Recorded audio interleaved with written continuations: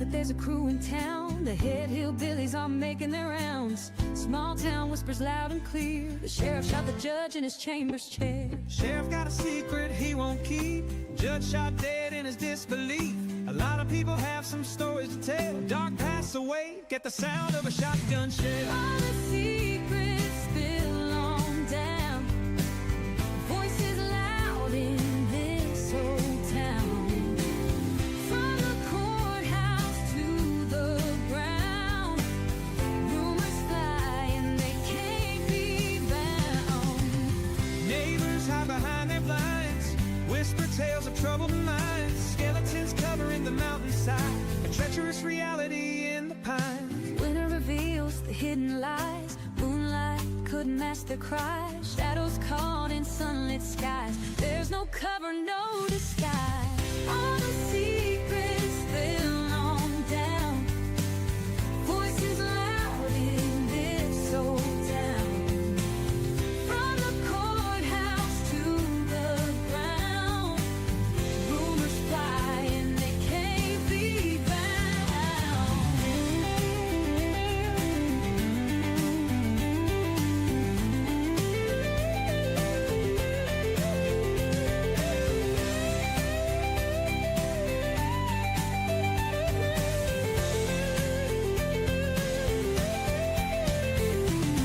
Winter reveals the hidden lie. Moonlight could mask their cries. Shadows caught in sunlit skies. There's no cover, no disguise. all the secrets spill on down. Voices loud in this old town. From the courthouse to the ground. Rumors fly and they can't be bound.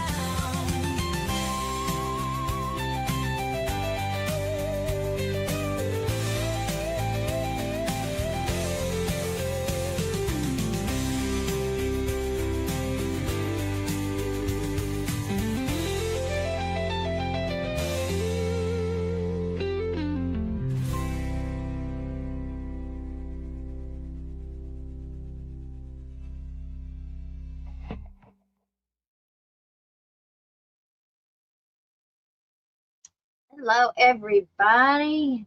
Welcome to the channel. My name is Elizabeth. I am your host, and this is Hillbilly Crime. Sweet Tater's not gonna be with us. I tried to get a hold of her, but she must be outside digging around in her plants. She sure has a green thumb.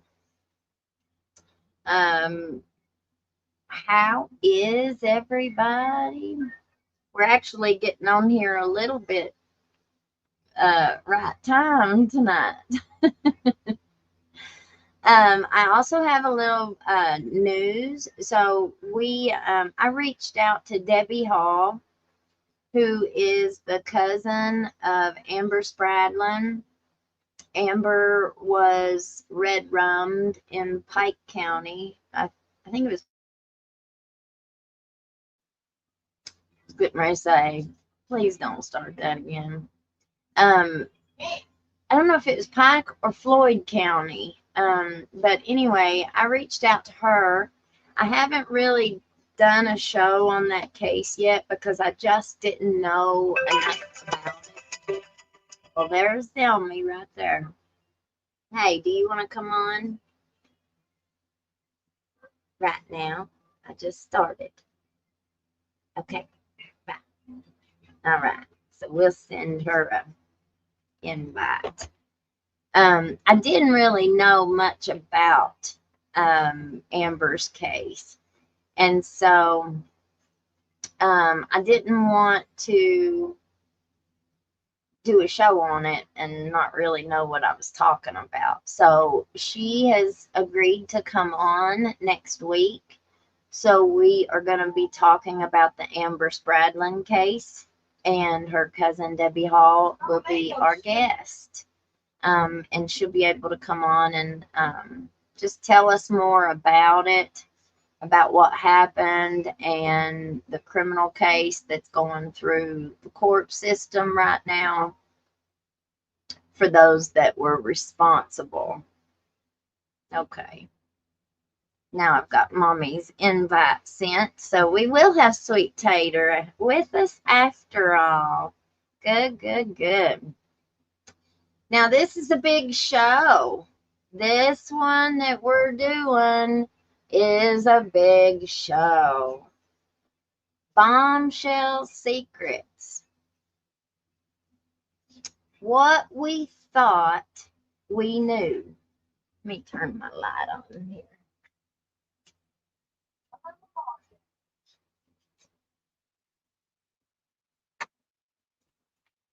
There we go. Now we got a little bit of light in here. It's not so bright. It gives me a migraine. All right. So I pulled up, I've got a whole bunch of clips here that we're going to look at with Mickey. Mickey Stines is what we are talking about tonight, you all. So one of the big issues with Mickey is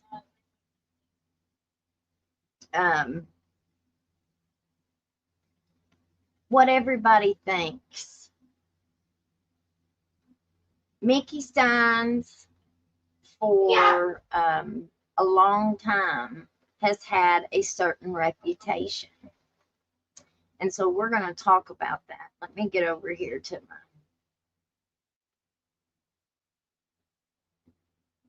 I wrote a little intro for this for tonight.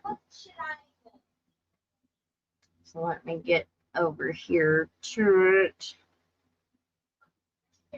All right. So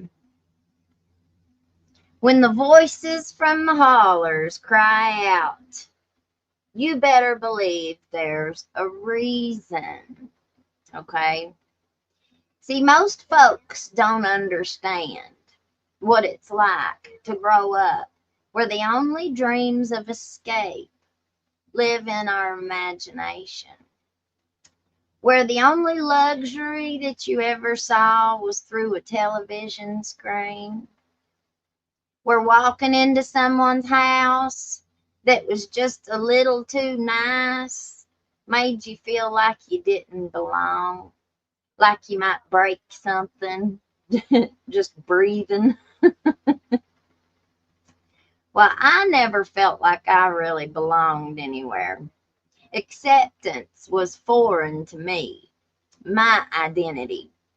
That's something I had to build from the ground up, piece by piece, out of the wreckage of a life that no child should have to live. When, let's see, Lord knows, okay, well, I guess I do need to tell it. All right, so when my daddy remarried a woman young enough to be his daughter, they had a son, and he poured all his effort into raising him. It felt like I just got erased. My brother left to go live with them too, and I stayed with Mom, who was doing the best that she could as a single mother. We moved constantly. I got left with people who should have protected me, but they didn't. People who noticed me when nobody else did, but for all the wrong reasons. I never talked about that abuse until I was older, until I was 18, like the first time I went to rehab. And Lord knows I couldn't stay clean back then. Not because I didn't want to, but because I didn't know how to survive clean when everything in me was broken. Now that's the thing about addiction. It doesn't just start with a high. It starts with pain, with silence, with shame. And when you're in that much pain, you'll do just about anything to feel something else, even if it destroys you.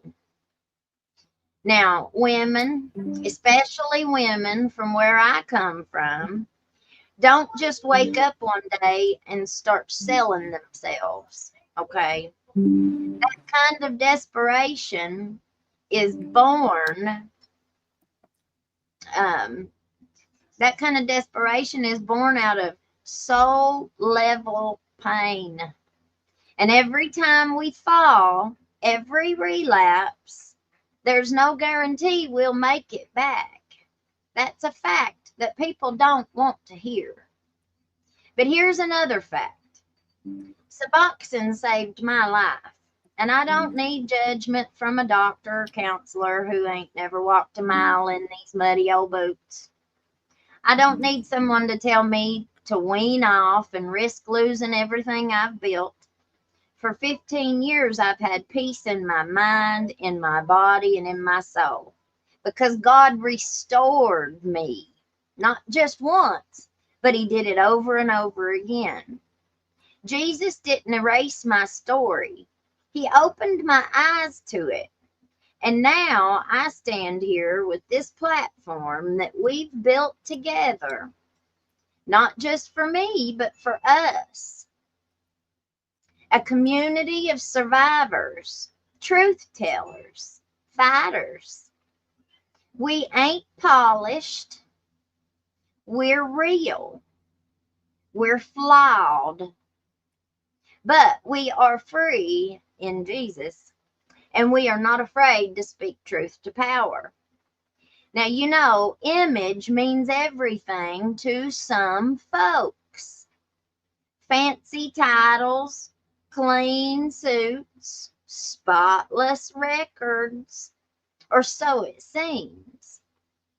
But here's what I've learned doing this show. Not everyone is who they say they are. Behind those closed doors, it's a whole different story. Some folks can still rob you blind and smile right in your face. Some can set up fake nonprofits, embezzle money, and act offended when you ask any questions. Some hide behind pulpits or badges or degrees, licenses, and they expect you to hush up and just be impressed. But we ain't hushing up anymore. If your image don't match your actions, we're going to call it out. This ain't about revenge. It's about accountability. We don't want your job. We don't want your hush money or your phony respect. We want truth, and we're willing to stand on principle, even if we have to stand alone. Now, the truth is, there's more of us than there are of them. And when we come together and refuse to be silenced, mountains move. So if you've ever felt like you didn't belong, if you've ever been broken, used, lied on, and left out, I see you. I am you. And you're not alone. Now,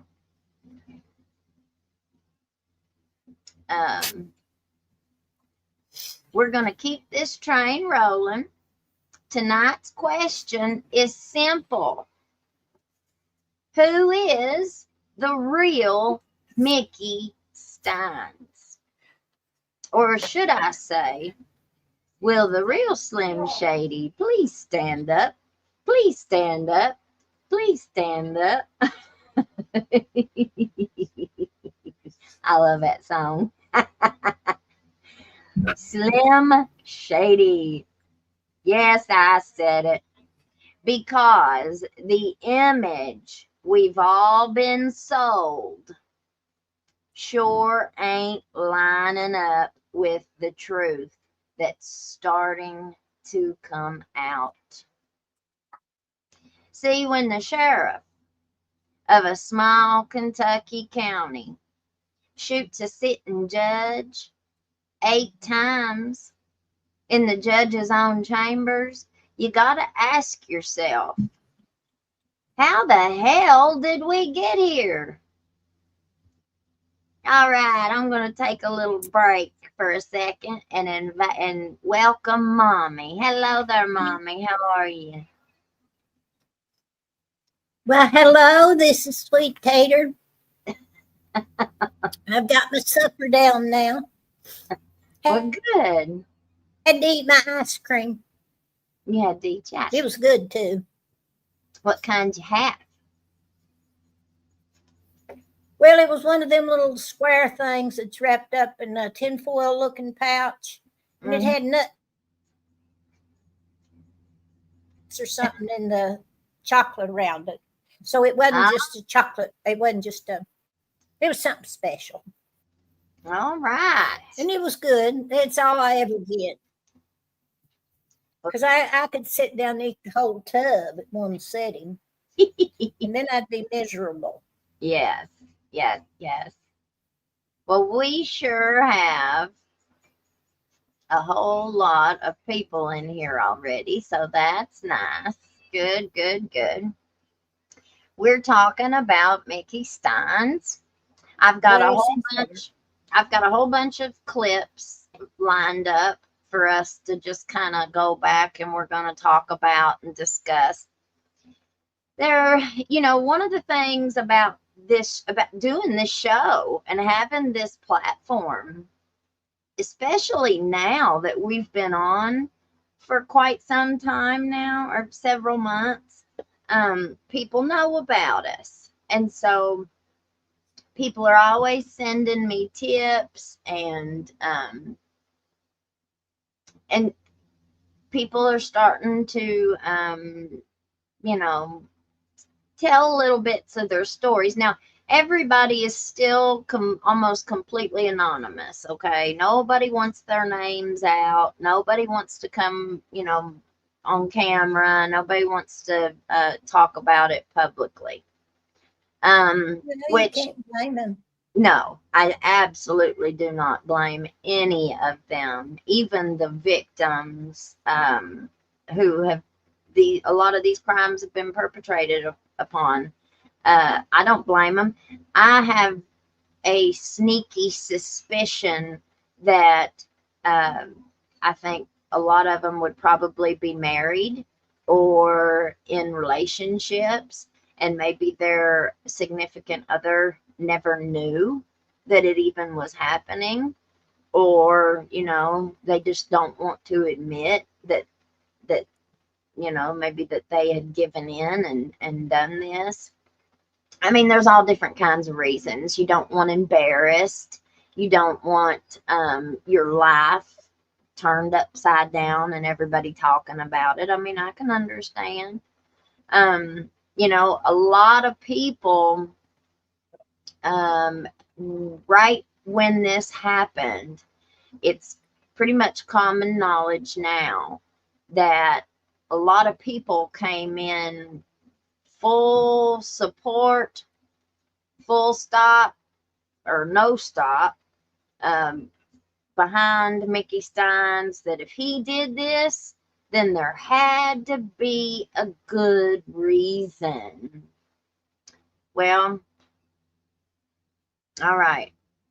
Image is very important to some people.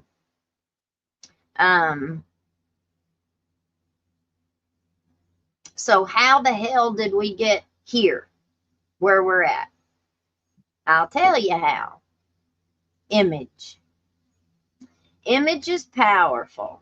And Mickey Stines, oh honey, he mastered his. Okay. Family man, hometown hero, Good old boy turned sheriff. Tough on crime, loyal, honest, hardworking. He was one of us.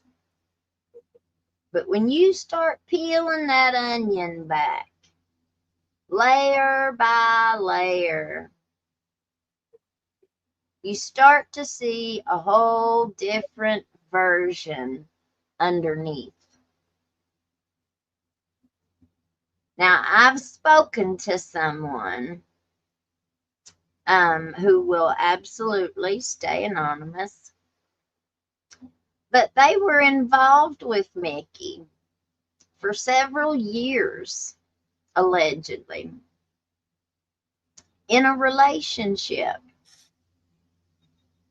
Now, we know that he's married.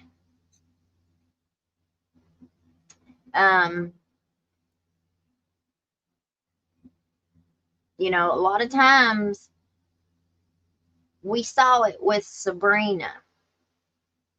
Sabrina in her interviews with the police, with the detectives, she was feeling bad for Ben Fields' wife. She was saying, I felt bad. You know, I knew he was married and I felt bad for his wife. You know, like she felt sorry for him. She felt sorry for his wife, even though there had been rumors that his wife allegedly was beating women up down at the jail when she found out he was sleeping with them. And so women tend to take that blame on themselves, and they blame themselves instead of, you know, it takes two to tango, you know, it takes two to tango. But a lot of times, some people are very good at manipulating others to get what they want out of them.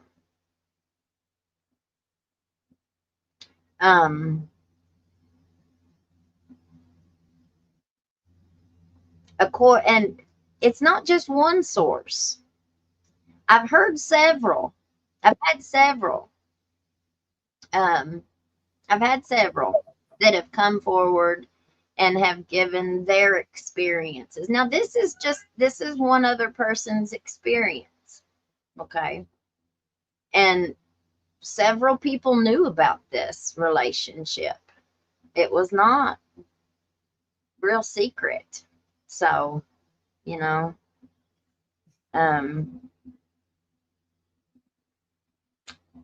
some people came to me with it and I had to go seek it out.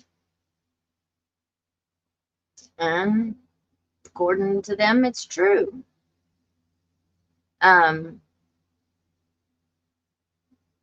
Let's see.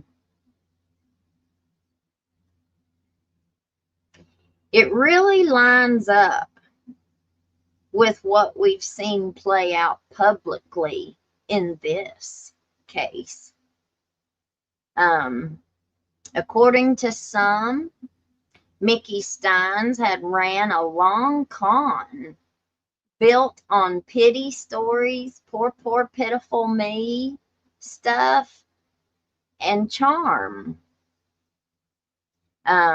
He allegedly told some people that no one ever cared about him and nobody ever helped him, and that he was just so broken and misunderstood and unappreciated.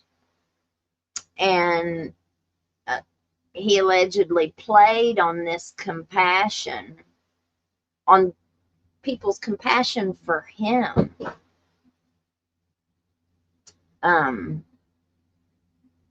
And so while she's investing emotionally into this relationship, he's cashing out financially in this relationship. Allegedly gave him money, helped give him money whenever he was running in his election. You know, thought there were promises made, but the promises were absolutely not kept. And what do you all know as well as I do, this is not a comfortable, this is not a comfortable story to even tell, because I'll be honest, ever since day one, like, he didn't like me. Mickey Stines did not like me. I was not one of his favorite people. I was not in their circle. But even though that's just how it was, I still didn't want to see him be guilty of this. Like, I wanted, even still today, man, I still want to believe that he did this out of some kind of moral stand. Like, all this bad stuff had been happening for so long, and that he just couldn't take it anymore, and he had to put a stop to it. Well, that does not look like what this is, even though that's what my mind and my heart tells me that, I want to hold on to hope about. We also have to remember this man walked in to a very familiar place to him and put 8 bullets in his friend.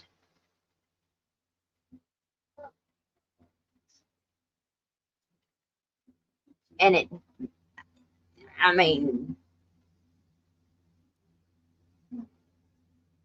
now we're just talking about the character of the man, the mask, the man behind the mask, because everybody has a mask. Everybody has a mask that we allow others to see. But if it's not genuine, if it's not who we really are, we can't hold that mask up forever. Eventually, it's going to slip. And people are going to see us for who we really are. Marnie, yeah. I would call Mickey and Kevin coworkers, not friends, via his own attorney, Mickey's own attorney. You got any comments you want to make, Naomi? Well, we all have a mask, I suppose, in some way or the other. That's how we deal with the world. I didn't know much about Mickey. He didn't go around causing a lot of and trying to stop me and give me tickets and stuff like that. But he did fuss at me one time that I thought was very unfair, because I was walking and I discovered that in all these yards around me, there were fenced up dogs. And I just thought that was terrible. And them standing in 3 inches of dog poo-poo in a little old cage. It wasn't big enough for my cat. So anyway, and so he wasn't too nice to me. Yeah, I mean, he didn't fuss me or anything like that. He just thought that I was getting someplace I didn't need to be, and I shouldn't be up there feeding that animal if it was on somebody else's property. It didn't make any difference. It was starving to death. Mm-hmm. And so he wasn't my favorite person, but I didn't dislike him or anything like that. What you just said, though, speaks volumes. Mom didn't have any business feeding these animals, even if they were starving to death, because they were on somebody else's property, which I will say it's a house that sits right next door to my mom's house. And the cage, the dogs howled all night long. The little cage, there wasn't nobody that lived there. It was an abandoned property, and nobody could live there. There wasn't no running water or anything like that. And electricity. or electricity, and they just It's an left. old house that should have been tore down. Mhm. And this woman bought it, and she is, rents all kinds of awful old properties. So she rented it to this guy, and he was going to fix the electricity. And she said that he could put his dogs down here. He had another place he'd rented from her someplace down the road, but he couldn't keep him down there, but he could keep him here. So I thought that was, it was treated me unfair. And there was nobody that would help me. I remember when that happened. But so that does say a whole lot, we are rescuers at heart and in action. We've taken in so many animals over, just too many. And well, they're just pitiful. There wasn't nobody that lived there. It wasn't like, and the cage that they had these animals in was just right down like 5 little stairs. So it wasn't like you had to go all the way onto somebody's property and, find them. They were right there. They barked all night long. They were starving to death. They couldn't get out of this cage. It wasn't big enough for them. And they were messing in it. So they were stepping in it. And it was all over their feet. I mean, they needed rescued, and Mom got fussed at instead of got help. That's the kind of stuff I said whenever we would call the police.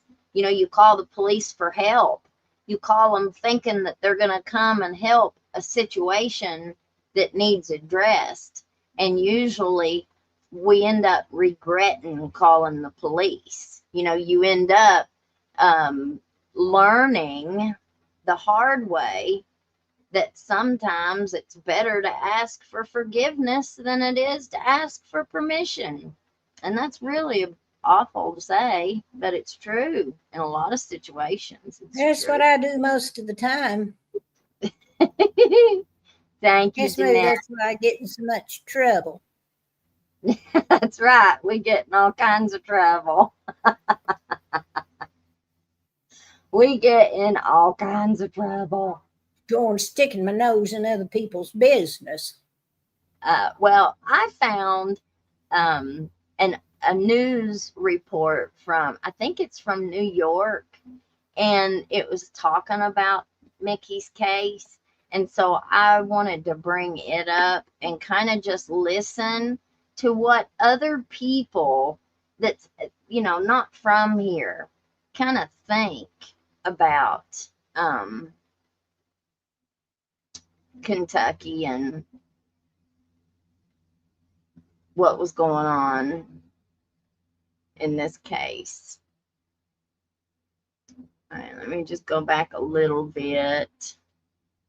So you're proven guilty, make that point. But the video, we're seeing people on the video, we're seeing what's happening going on. If you did it, why plead not guilty? Well, you plead not guilty because you save yourself for another day. Pleading guilty, This United kept a murder charge there, but the entire video released prior to the shooting so they can see exactly what was happening, because his client is obviously telling them that something else was occurring prior to this happening. And you can look at it. This sheriff was already under a federal investigation. They had lunch together, him and the judge. And so there was already this personal connection multiple days before this shooting took place. And so because of that, his attorney saying, look, he shouldn't even be charged with murder. It should be a manslaughter charge. It should be heat of passion. The judge denied it, kept a murder charge there. But I agree with your assessment from looking at that video. The first approach is this looks like it's something personal. It doesn't just look like a random shooter. Yeah, and also to be able to point out, though, because when you look at what's on video, again, you're innocent until you're proven guilty. Make that point. But the video, we're seeing people on the video. We're seeing what's happening going on. if you did it, why plead not guilty? Well, you plead not guilty because you save yourself for another day. Pleading guilty, the case is over right there. He goes to prison for 20 years to life. You plead not guilty, you get an opportunity for a preliminary hearing. At that preliminary hearing, his attorney will make an argument for a lesser charge. He'll make an argument for some type of pretrial release. He'll make multiple arguments to try to put his defendant, his client, in a situation where he can get some type of lesser charge than what he was already facing, which was life without parole. And so the goal is, okay, we'll not plead guilty and we'll figure out what avenues we have. One of the things that the sheriff said is when they were arresting him, just treat me fairly. And he says, hey, they're trying to take and kidnap my daughter and my wife. Now, those are the statements that the sheriff made when he was arrested. And so he must have some alternate type of theory or defense, if he's this defense attorney, to try to figure out how he maneuvers him out of there. I will say this, the arrest in North Carolina is not a defense to murder. Mm-hmm. So Now you see that right there is the sheriff's department. And right here across the street is you're standing, whoever took this photograph was standing right beside the back of the courthouse. So it's just got a little one-lane road right there. That's actually, they're not actually, well, they're at the back of the courthouse, but they're actually standing in the driveway of the Sally Port. That Sally Port where we see Mickey come down when they're getting ready to put him in the police car. Inside the jail, that's the Sally Port. That's where they're standing. Whoever took this photograph here, they're standing in the driveway of that Sally Port. That's how close the sheriff's department and the courthouse are to each other. So even though Mickey worked as a bailiff for 10 years in the courtroom, whenever he ran for sheriff and won, all he did was just go across the street behind the courthouse, and there's these new office. So they continued to work together, especially in all of this rehab stuff. All of this rehab started in around 2020. It was around the time of COVID that COVID started. You had the preacher and you had a female, you had a girl from another agency, another local agency, and she had successfully put together a program for pregnant mothers. So getting them on Suboxone. And the program that I reckon this lady did was just it was very successful. So instead of when the mother gives birth to her baby, if she had been on Suboxone previously, they would take the baby when it was born. Her program was to allow mothers to be on Subutex, which is a form of Suboxone, just without the blocker in it, so it doesn't hurt the baby. But they would allow the mothers to continue to take their treatment, and then whenever the babies were born, they were going to keep the baby with the mother, which I think is a great thing. You know, I don't know why they were taking the babies to begin with, unless there was other reasons. But her program that she put together was very successful. So her reputation, and at that time, it was groundbreaking. Nobody else was doing work with MAT patients. And so from what I have learned, Judge Mullins sought her out. He wanted her to come and run, or maybe not run, but be part of this new program that he was putting together, the Senate 90 bill. And so he ended up having two people he hired, or well, I don't know about hired, but he had the preacher man, Tweety Bird, come in for inpatient treatment in the courtroom. And he had the girl come in for outpatient services. So whenever defendants came into the courtroom for their, whatever they was arrested for, drug related stuff, they would have an option. Were their charges and stuff serious enough to where that they needed to go through the preacher's line going out of the courtroom? Do they need to go through the preacher's line to go get signed up for a bed in an inpatient program? Or did they need to go through the girls' line or to the girls' table for outpatient services, MAT services? And so from what I understand, that's how Judge Mullins introduced this into his courtroom. And so the preacher ended up being a long time presence in the courthouse, in the Letcher County Courthouse. The female, from what I understand, I think maybe she took another job or something. And so she didn't stay the same length of time and stuff that the preacher did. And COVID had hit, so they weren't having kind of like all the plans that they had allegedly made, kind of came to a screeching halt during COVID.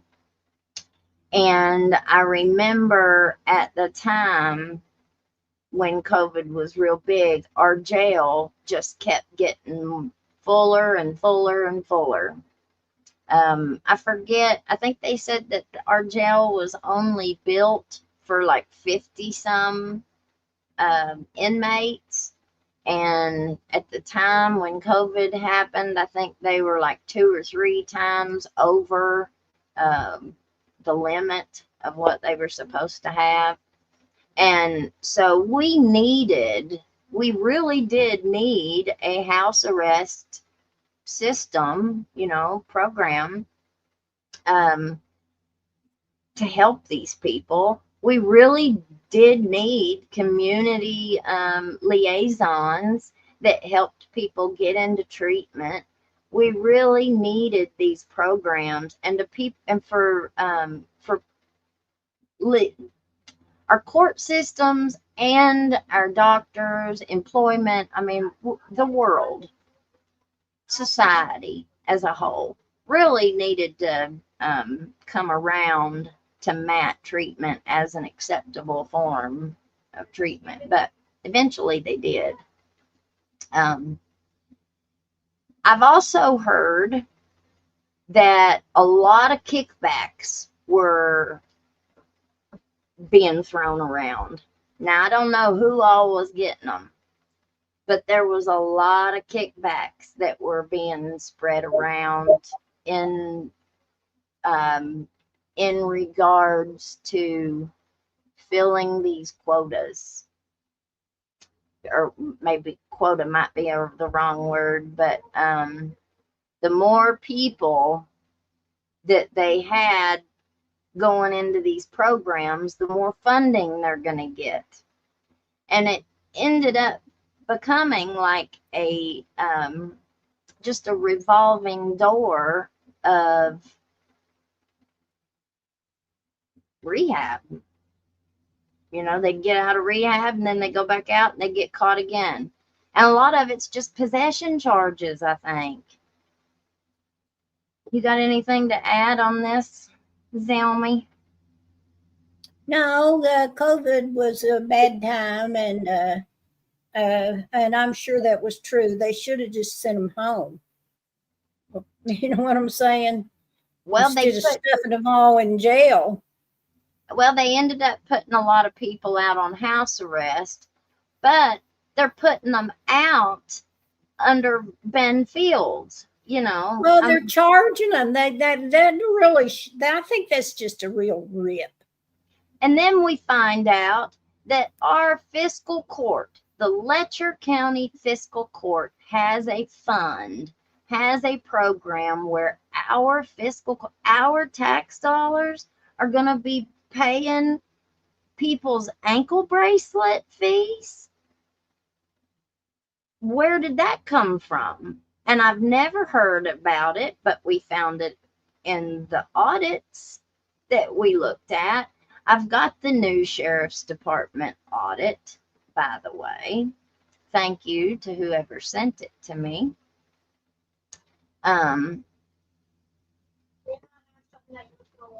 Let me look and see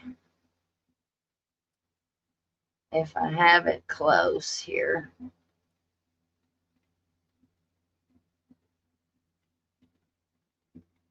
I thought it was right here. Maybe not.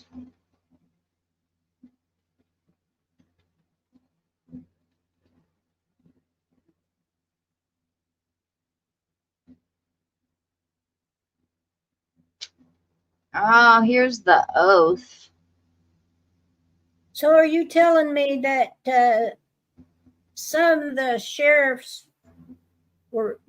department were paying for some of the ankle hookups so they could go home and some weren't? No. So we found out, I'll have to find it and we'll do a show on it. So whenever we went and looked at the audit, I don't know if it was the fiscal court's audit or if it was the sheriff's department's audit, but one of the audits that we read and went through, there was a fund that was set up through our fiscal court to where they would pay for ankle bracelets for people who couldn't afford to pay for it. Now, I don't know if that was set up during the COVID time or what, but you know as well as I do, these women who weren't able to pay for their ankle monitors, their only option was to sleep with Ben Fields. Nobody was telling them, hey, our fiscal court will help you pay for that if you can't pay for it, Like, it's really, really difficult to find advocates for people like that are recurring drug offenders. They don't really have any advocates. And all the people that were supposed to be, trying to prosecute them and make them responsible for whatever they've done and to try to give them a second lease on life, there wasn't any of them advocating for them. no, They just, there they are. And they're just, dumped into this court system. I mean, and all these different channels that they have to go through. And there's not anybody that's on their side. I tried, is what you know better than anybody knows, how hard I tried to be an advocate for Matt treatment back years ago down there, and there wasn't none of them. Like, they laughed at me, they mocked me, they just dismissed anything I had to say, and it would always make me so mad that it made me go back to school to get another degree. I thought, well, I just think that's such a shame on society that those women were abused that way. Yes, and you don't have anybody that's standing up for them, even now. Even at the time when Ben Fields pled guilty to what he did, not one of our county officials, not one, and not just our elected leaders, any of our leaders, not one of our county leaders came out and addressed it and said, this is wrong. We will not condone this. We will not stand for this.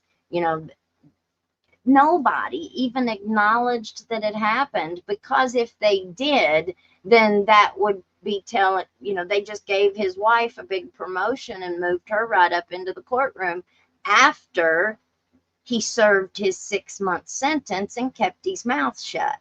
It was like she was rewarded with a benefit. And, that's not right. That's how it looks. Now, in the legal system, we've heard it and heard it and heard it. They have to avoid, well, they're supposed to avoid the appearance of any impropriety, even if there's nothing improper happening, but it just appears that way. It's a wrap. It's a wrap. It's a wrap. But that's not the way that it is here. It's not the way that it is. Well, those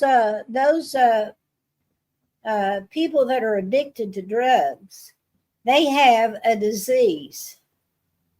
Yes. And it is a disease that's brought on by modern society, by the abundance of drugs and chemicals and all of that kind of stuff. Well, I guess broken homes have something to do with it too. But even before we had the drugs, we had alcohol. Yeah. And of course, they got alcohol mixed with it today, but it's not the big issue. The big issue is the drugs. It's easier to sneak around and take the drugs than it is to carry around a jug of moonshine, I guess. It is. It is. And people self-medicate. That's what our lives are fluid. They're always moving. They're always changing. Circumstances are changing. And, you're adding and taking away all the time. And so we're never the same all the time emotionally. I feel so much better today than I have felt in the last 2 months. That medicine, that shot that I was taking to help me lose weight, I just can't take it. I cannot take it. It doesn't mix well with my Suboxone, and it doesn't mix well with my whatever goes on in my brain. And, I struggled. Each time I took the shot for like 2 or 3 days, I really, really, really had a hard time emotionally just trying to keep my head together. And everybody's like that. We're all go through our own little spells. We might have we might go through more of a depression. Depression is a very, very common and widely. Our society has changed so quickly, and it's become sort of violent, to tell you the truth, and not very supportive, that it's hard for people to get a true grip. Mm-hmm. You got to have a good grip to make it through your life. And to climb out of those valleys, like once you hit that rock bottom, being able to climb out of that is very, very difficult. If you don't have the right support system, if you don't have something that will give you a little bit of hope in life, a lot of times we get stuck in ruts, that mental rut, that emotional rut. Well, Mickey Stines ain't no different. He just because he was the sheriff, he's still a human being. Every one of these people that we talk about, they are just as susceptible to mental illness as they are addiction, as they are temptation, and I've never had the opportunity that, I could, I don't know, take a big amount of money if it wasn't noticed, like I've never had that opportunity, which I don't think I would ever do something like that. But like, I don't know. I can't say that somebody else wouldn't. Well, I might would. It depend on where it was going to go. I'd be a I'd be as entitled to it as the man sitting next to me. Yeah. Well, So, you know, I just, we can't never say what we would do if we were in somebody else's shoes. And, you know, the everything, money has to be accounted for. that money has to be And accounted. it has to be counted once, and it has to be counted twice by another person Yep. that's not part of that person. Well, and that's what our fiscal court keeps getting in those audits. Every single year, the exact same issue is brought up year after year after year. You do not have any separation of duties. The same person can't be counting the money, recording the money, putting the money in the bank, and taking the money out. The same person cannot do all of that. But even though these audits have said, hey, you have to do that, you need to change this, you need to do better on this, the very next year they don't do any better on it. The very next year they come out and do the audit again, and it's the exact same Maybe issue. if they don't do any about it, they ought to not make us pay any taxes the next year. Oh, there you go. I mean, I something. didn't know they got my tax dollars. Yes, they're the ones who are responsible for our county's money. That's what our judge executive does. That's his job, is to run our county and the financing of our county. Well, I was talking about the money that goes to the sheriff's department. Oh, well, that's part of our tax dollars. That is our tax dollars. Yeah. Well, all of this money that's going to all these nonprofits, all this money that's coming in here for this substance abuse, that's all our tax dollars. That's federal tax dollar funding for this stuff. That's why I keep saying they keep, upping it and upping it and upping it. And they're putting so much money in. But guess who's getting that money? It's Van Breeding down there that's getting the money. It's Tim Robinson, the founder of ARC. It's people like the preacher man that's getting all the money. It's not people like me who are successfully recovering in this program. It's not people who have been, successful recoveries. Do you know how many of us there are? But there's so many that are still in the shadows. They don't come out. They don't tell that they're even on it, because they'll be judged and be ridiculed and everything else. They keep it to themselves. They keep it a secret. Okay. Anyway, so let me pull up one of these others, because I wanted to look again at Mickey in some of these videos. Let me see which one it is here.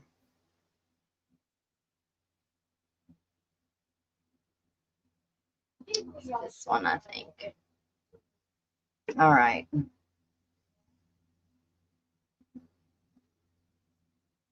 This is one of the old crime fixes. For the first time.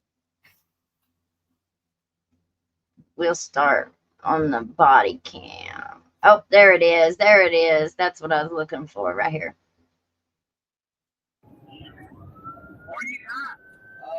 Shots fired at the Letcher County Courthouse and somebody shot Judge Mullins.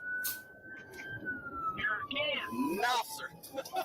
Just went on radio. Troopers raced to the scene. It's not a call that you often get. A judge shot at a courthouse. When troopers arrived, they began separating witnesses. Well, I told him to put them in separate rooms so they don't talk to each other, too. Yeah. Have you got the witnesses? No. They're doing the witnesses. Who's doing the witnesses? Justin and a couple other people are blocking the witnesses and what down to the. All right. Now, we're looking there. Now, this one right here, this fella standing right here with the white shirt on and the tie and the pants in the middle, that's Jamie Hatton. That is the district attorney His sister is Angie Hatton, who used to be our state representative. Now, Jamie has been the DA in Mullins's courtroom for a long time. I don't know how long he's been there, but he's been there a long time. They are generational. Their grandfather was the cook man who the Whitesburg baseball field was named after. He was a coal Oh, operator. I guess I didn't know that. That was their grandfather. So and their cousins, his brother is a doctor with Van Breeding and all of them over at MCHC, who is the people who are one of the recovery groups, or the doctor groups, the clinic groups that are working with the jail and probably worked with drug court. Now the drug court program is in the upstairs court. That's with a different prosecutor. That's with my big buddy Butler and Judge Jimmy Kraft is over the drug court. Okay, but so that's Jamie Hatton. And the work during the crime. And that guy right there is Mike Watts in the blue tie. We're going to see him. He's the one that we all saw in the video in the judge's chambers when Michael, the preacher man, was in there with Mickey and the judge. That's Mike Watts. I love Mike Watts. He came in to get him a little puff on a cigarette. He did, yeah. Yeah, you don't get no better than Mike Watts. I'm telling you, you don't. Crime scene began. I think he's getting that other one. Now, this little skinny fella here that's standing behind the ambulance here, the long-legged skinny cop here, he's in blue jeans, but he's got his police stuff on, vest and whatever. He is the officer who actually arrested Taylor Pratt. Now, Taylor Pratt was the home health aide that was living with the prosecutor, Edison Banks, and she got caught with, Harry Owan and the F word that unalives everybody and math, and she was loaded down in the prosecutor's 2013 Tahoe with his official tags that she was driving around transporting all these rugs. Where is she getting all these rugs from? Like, how did she have enough money to buy all that stuff? It really, I cannot believe there was no investigation into any of that. Speaking of, but so that's who that little skinny is Jason Adams. Is he still there? No, he was working for Mickey when he arrested that girl. I'll mute mommy while the doggy's barking. He worked for Mickey at the sheriff's department when that happened. But then he left the sheriff's department and started working with Whitesburg Police Department, Whitesburg City Police Department. That's who he was working for when this happened. He was working for Whitesburg City. Now, I have heard since then that he is no longer working with the police department. So I know a little bit more about it, but I don't want to say anything about it yet. One of these days we will.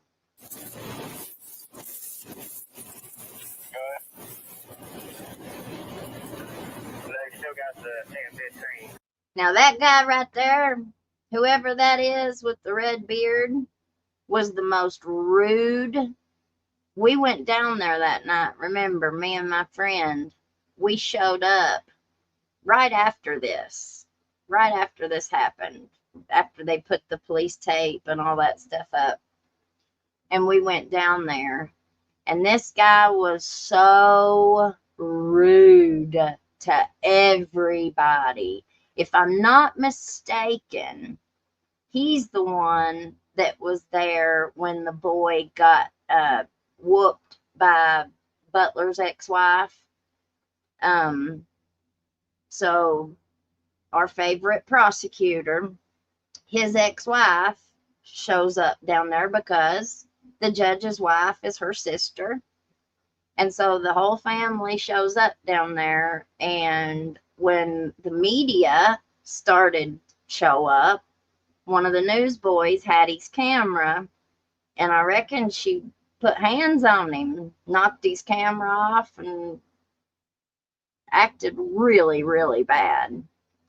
And if I'm not mistaken, I think this is the police officer that was just, I mean, like, he was rude to the boy that got whooped. Like that. But he wasn't a very nice fella down there that day. I remember him. In the foyer of the courthouse. There's also some witnesses in the judge's office, not far from where he's at. You want to come in? Because they're all Get big down to the shots, jail, you know. Get the rest of the witnesses out of the judge's office. Courthouse.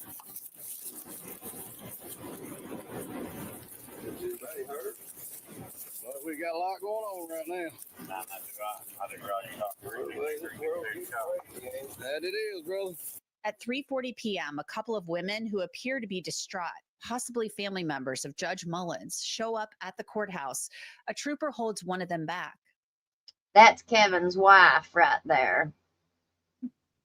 That's his wife trying to get in. One woman is trying to get into the courthouse, but the trooper will not let her pass the steps. After 4 p.m. that day, dash cameras show officers leading Mickey Stines out of the courthouse in handcuffs to a waiting cruiser. And then you hear his voice talking with the troopers. Make sure there ain't no weapons or nothing now. Ain't nothing in there, bro. Yeah. Come on now. Right here, open up the back hatch. Come on.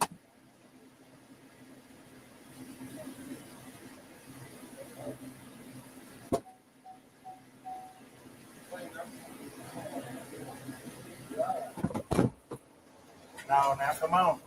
You heard Stines tell the troopers to make sure there weren't any weapons in the back of the cruiser, and he talks then a little more. Y'all gonna leave me in here and let me die of heat exhaustion? No, I can't get up in there. Come on now.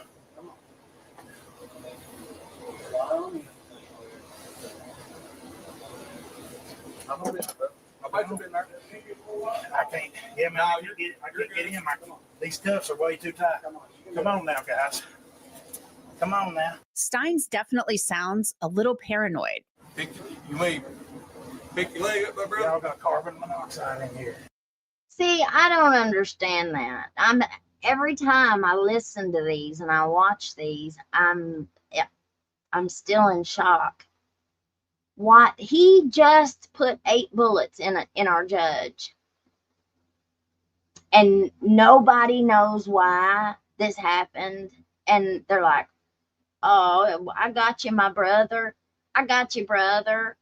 Don't worry about it, brother. We're not gonna hurt you." You know, like, nobody's saying, "What the hell? What you do that for? Oh my God!" And I realize these are police officers and that they're supposed to be trained better than a civilian would be for stressful situations. But nobody can train for nothing like this. And I think we've all seen that there's a very big lack of proper training in our area. But I'm shocked at the lack of urgency. We're going to watch this other video too of after the shooting. And you're also going to see nobody's getting in a hurry. Nobody provides aid to the judge. Nobody's, the only thing you see that court security officer do, they don't even know who did it. They don't know who did it. They don't know what they're looking for, or they have not apprehended anybody. And you see the court security officer holster his weapon. We're going to look at that here in a minute. Let me see. The drive to the Leslie County Jail from Letcher County takes about an hour, give or take a few minutes. Stines continues to speak as if he's in fear. Come on now, guys, make sure I get to the jail.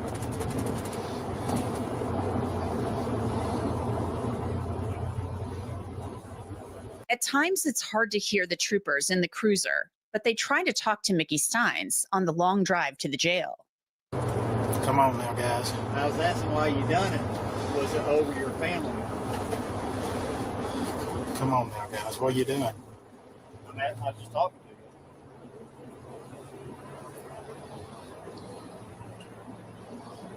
I'm just asking, was it something to do with your family or anything like that? The trooper, after several minutes, tries to ask Stines some more questions. Was it something to do with your family? That's 3 times. Something happened?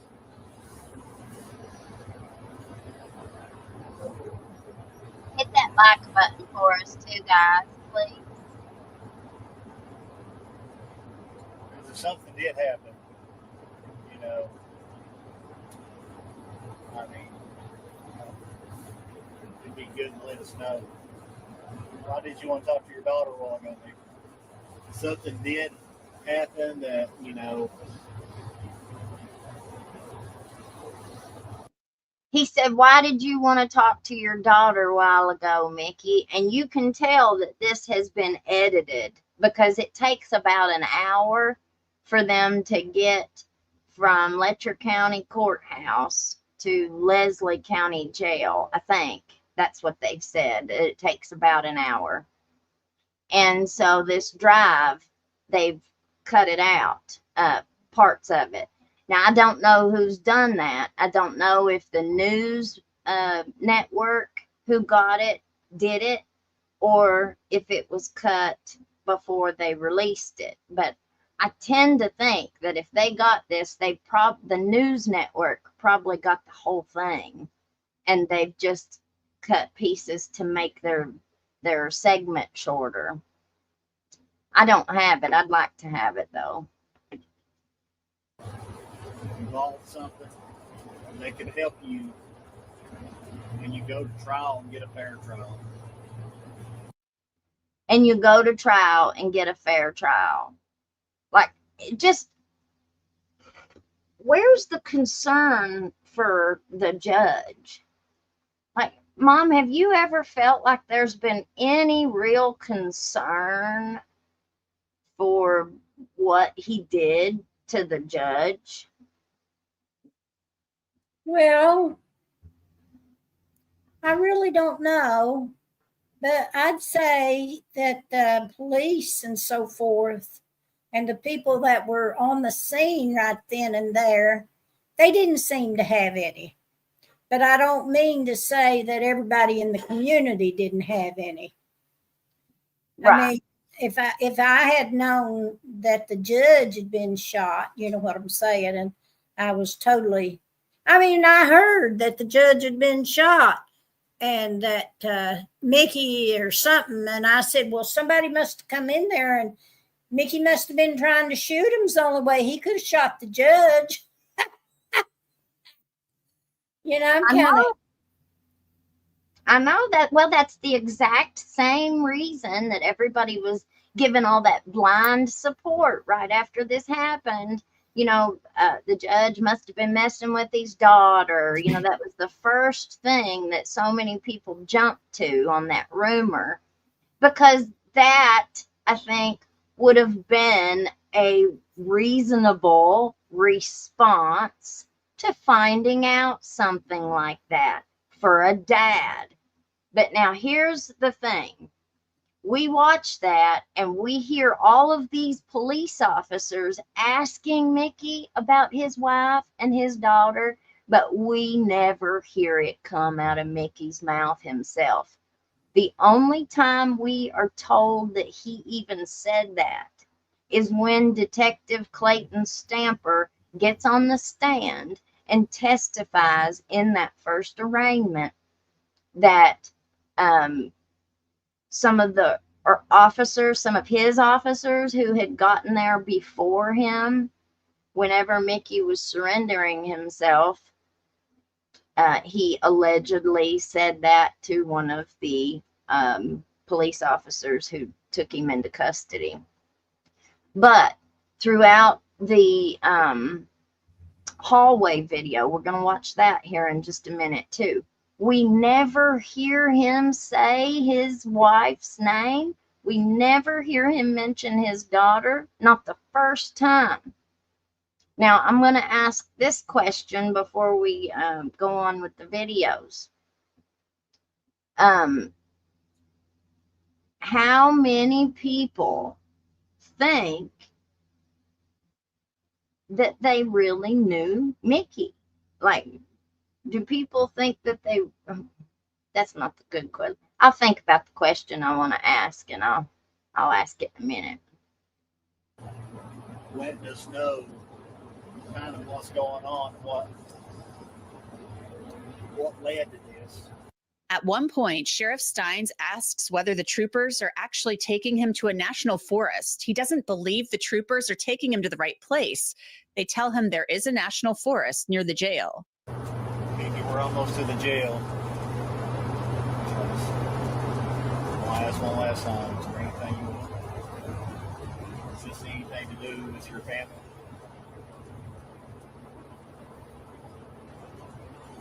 So if that's some information that we need to know.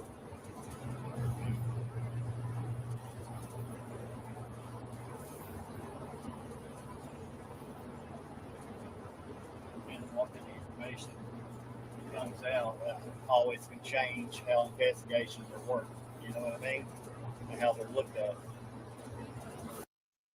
So this cop is saying, if this did have something to do with your wife or your daughter, you know, Mickey, this can change the way that investigations are worked, he said. It can change the way that investigations are worked. I think that's very important. I remember the question I was trying to ask. Okay, who all thinks that Mickey has put on an act that day? The day that this happened. Who thinks that this is just all an act? Should he get an Oscar? You know that.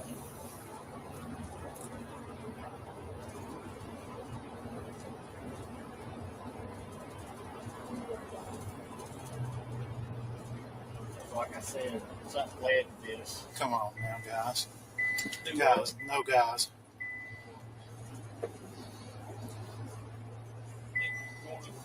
To the jail. See it right there. This is not the jail. This is not the jail now. He knows that that's the way to the jail. He knows that's the way to the jail. We're listening to this again. Remember, a lot of times you have to watch this stuff several times to pick up on things, you know, that you might miss before. And I've not watched this in a long time. He knows that that is the way to the jail. He knows that. He also knew enough. He was in his right mind enough to know that not to say anything to these cops. They were begging him. They were begging him to tell them the reason. and he wouldn't answer them. I mean, we hear it right there. He would not answer their question, but he was still talking to them. So it wasn't like he was not aware of what was going on. This is not the jail. The officers continue to drive, and they assure Mickey Stines they are taking him to the Leslie County Jail. Okay, Mickey. Anyway, so do you want to talk about it? Is this to do with anything with your family, your daughter, or anything? Bring one in.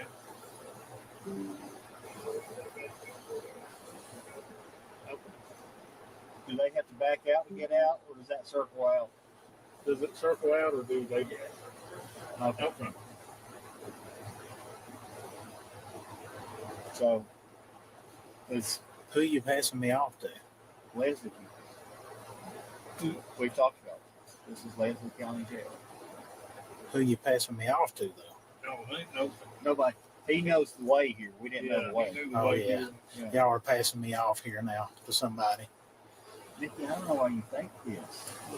Y'all are going to let somebody hurt me. Yeah. Come on now, guys. Be fair. I thought you would be. Yeah. Don't pass me off to nobody. The only people we're passing you off to is the jailers inside here. Just Okay. That's the jail. They said there's somebody in there that they got to clear out. Yeah, come on now, guys. One I would get really, I feel like I would have gotten really irritated with him. You know, like, what is wrong with you?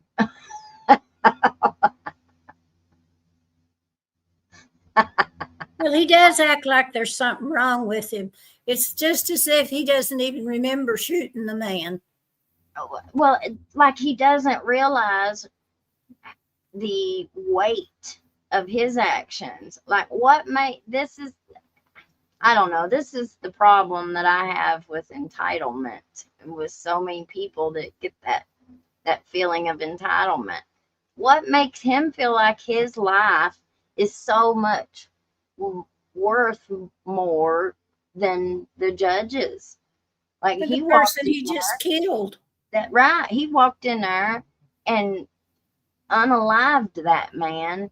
And then he's in the hallway immediately after that hollering, please don't hurt me.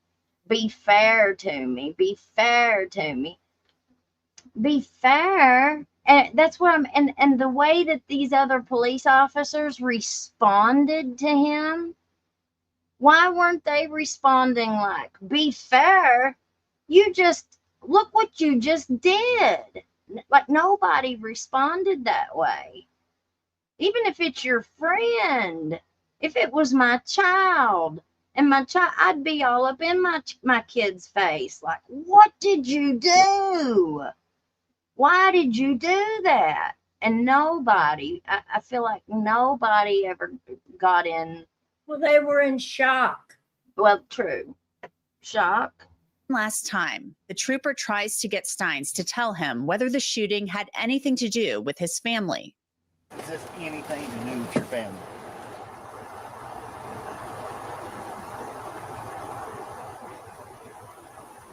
I think that's some information that would be nice to be out there so we knew what exactly led to this.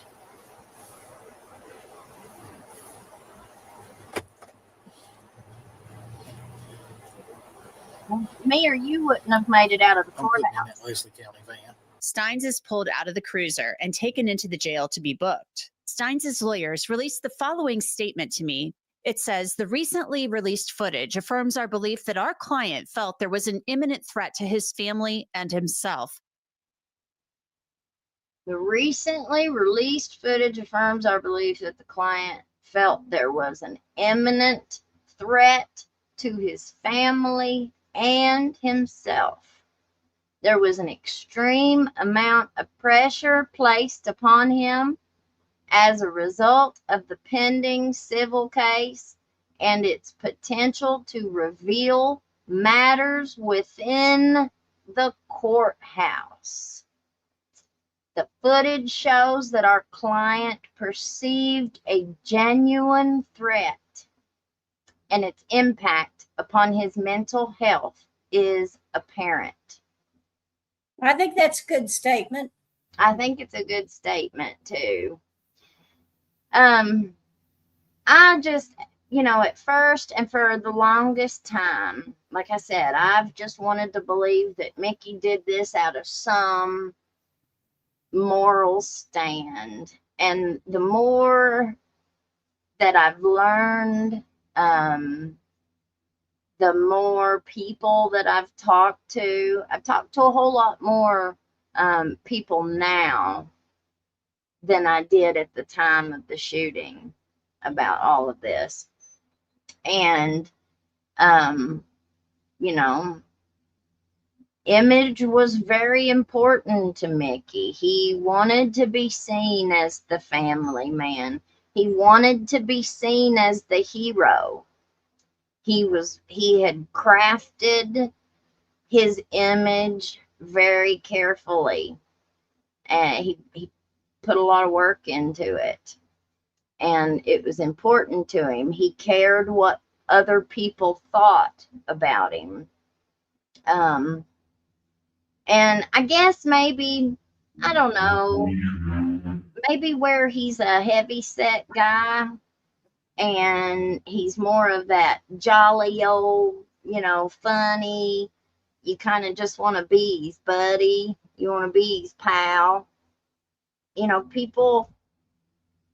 A lot of people love Mickey Stines. But have you ever had a really great relationship that went bad? And sometimes you see people's true colors, start to shine through. I just don't believe Mickey was all innocent. I don't believe any of them were. Whatever that judge said to him sure made him mad. Yeah. Whip out a pistol and pew him. Yep. Sure did. So whatever he said to him, it was. Posed in a civil lawsuit in the days leading up to the shooting, a woman named Sabrina Atkins sued the sheriff's office, claiming a deputy named Ben Fields had sex with her while she was on home incarceration. Atkins was arrested in 2021 on a drug charge. Atkins claims that she couldn't afford to pay for an ankle bracelet and was afraid to go back to jail. So Fields, who was supervising her on home incarceration, offered to help her in exchange for sex. Atkins said she and Fields had sex in Judge Mullins' chambers 6 times. Fields eventually was charged criminally and served 6 months in jail. He is supposed to be on probation for 6.5 years. We don't know whether this played a role in the shooting, but there have been questions about whether it may have, and here's why. In 2022, investigators with the Kentucky Attorney General's office interviewed Sabrina Atkins, and she claimed to have seen tapes of Judge Mullins having sex with a woman in his chambers. But he does have some videotapes of some stuff in the judge's chambers. What kind of stuff? Just with girls, sexual and stuff. What describe? Have you seen the videos? I've seen one partly, and just him having sex with girls for the able to get out of jail. Who was having sex? Ben and just some higher ups up there. Who? The judge and. You saw the video. Mm-hmm. Yeah. What did you see on the video? I mean, you. I mean, I've seen Judge Mullins having sex with a girl. Who was the girl? I don't know. Because I don't know a lot of people from over there. Where was it at? In his office, in the judge's chambers. Is that the same place that you were meeting Ben? Is that how you know it was the judge's chambers? And this was Judge who? Mullins. But you don't know who the girl was? We obtained that audio in a records request from the Kentucky AG's office. News Nation actually was the first to report on the audio. But you just saw the judge? Right. Do you know for sure that was the judge? Yes. I mean, how do you know that's the judge? I'll be in front of him. His face is pretty clear on there. Mickey Stines has pleaded not guilty to the murder charge. His attorneys have suggested he was suffering from an extreme emotional disturbance at the time of the crime, and they've suggested the shooting. Okay. So, Now, another little piece of information that I found out is that apparently, allegedly, Daniel Dotson, the attorney that went to the deposition with Mickey, the one that was not representing him in the civil litigation, the civil case, but yet he went with him anyway. And he's the one who I have said I felt like probably went as babysitter, make sure he didn't say too much. Well, I was wrong. I think I was wrong. So, from what I've found out, I think DD was a lot of people's attorney whenever they needed an attorney from that circle. From what I was told by a source was that Mickey had Daniel as his attorney. So if anything was ever said or questioned, let's see, let me go back. Let me get it back exactly so I don't say it wrong.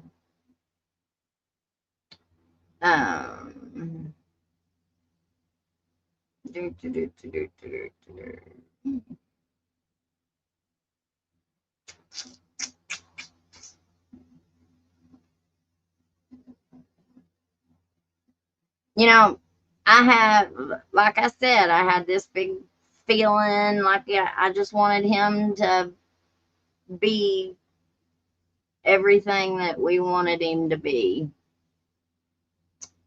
It doesn't always turn out that way, though, guys, you know. And we can, listen, you don't have to agree with anything I say. You don't have to believe anything I say. Okay. So, allegedly, Mickey has told people multiple times that Daniel Dotson was his personal lawyer, that he had him on reserve so no one else could use Daniel if they tried to sue him. There we go. Now, Mickey could have took Daniel with him purposefully to that deposition, you know. We don't know. We don't know how involved all of these people were with each other. We still don't know how far down the rabbit hole this corruption goes. Is it all just money? Is it money and smacks? Which we know it's smacks too. There's all different kinds of reasons. We were talking about the other night, we were talking about homes. The nonprofit that allegedly is working with our judge executive and all that buyout money and all the flooding money and all that stuff. So let me pull this up and I'll read it. Let's see who sent that to me. Might have been in my email. Yeah, okay. Oh, yeah. There was two things I wanted to tell you about. That and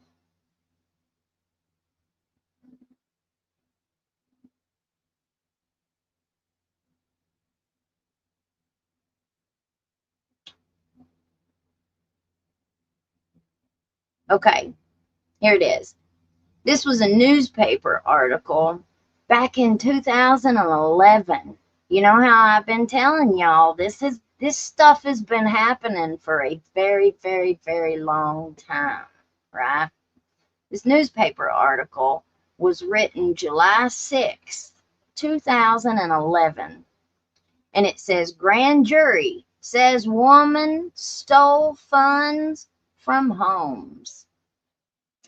A 56-year-old Letcher County woman has been charged with embezzling at least $32,000 from her employer, Homes Inc. of Whitesburg, during a 3-year period beginning July 1st, 2007. Beverly Seahog of Premium is one of 10 persons named in a 14 felony indictments returned. Okay, the grand jury says that Hogg took $11,349 in cash from Homes, Housing-Oriented Ministries Established for Service, Inc. So that's what Homes stands for. But you see, it's a nonprofit. Oh, yeah. It's a nonprofit. From July 1st, 2007 through June 30th, 2008. $16,217 from July 1st, 2008 through June 30th, 2009. And $4,980 from July 1st, 2009 through June 30th, 2010, when her job was terminated. She is also charged with attempting to conceal the embezzlement by falsifying the nonprofit company's financial records. Now, this specific time, this was one time that a woman probably didn't spend the night in jail over embezzlement. She embezzled her new husband so bad he had to take a bag of money to Danny Webb, allegedly, and Edison Banks to get her out of trouble, allegedly. Now who knows? I don't know. I don't know if that's true. I don't know if that's not true. But I know there was a newspaper article about it.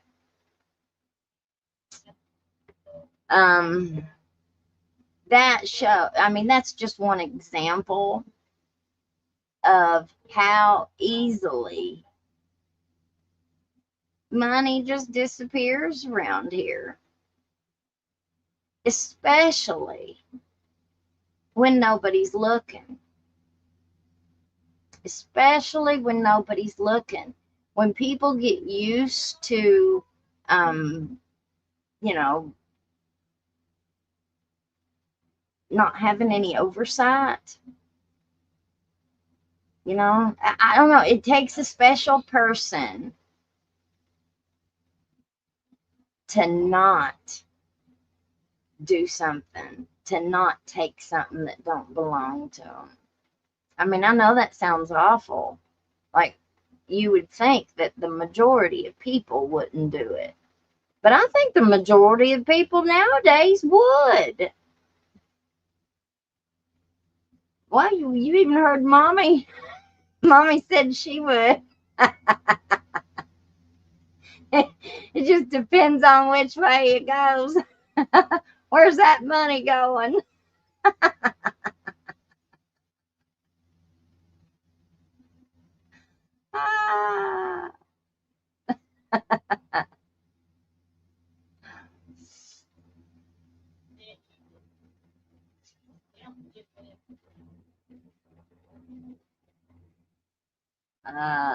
Oh no, Mickey was not the one in power. They all had their own level of power. Yeah, Mickey was absolutely in power. He was the sheriff of Letcher County. He had more. Yes, he did too. Oh, yes, he did. But he wasn't the top dog. No.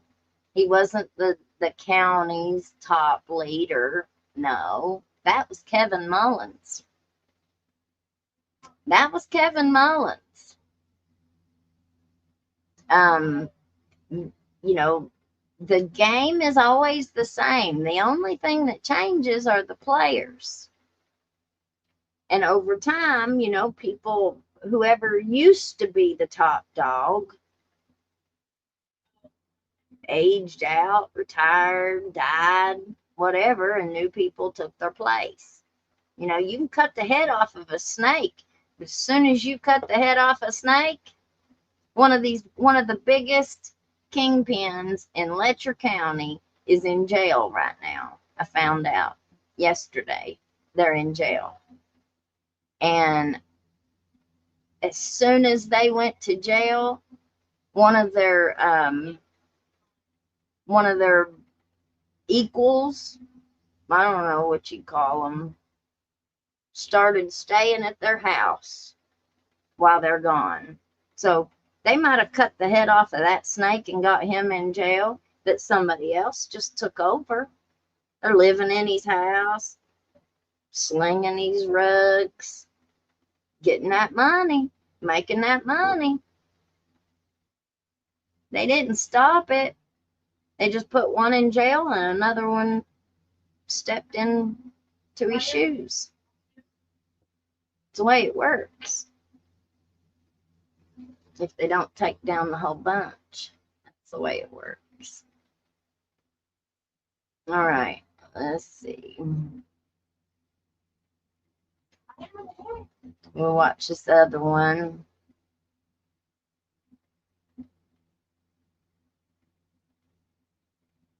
This doesn't have any sound to it.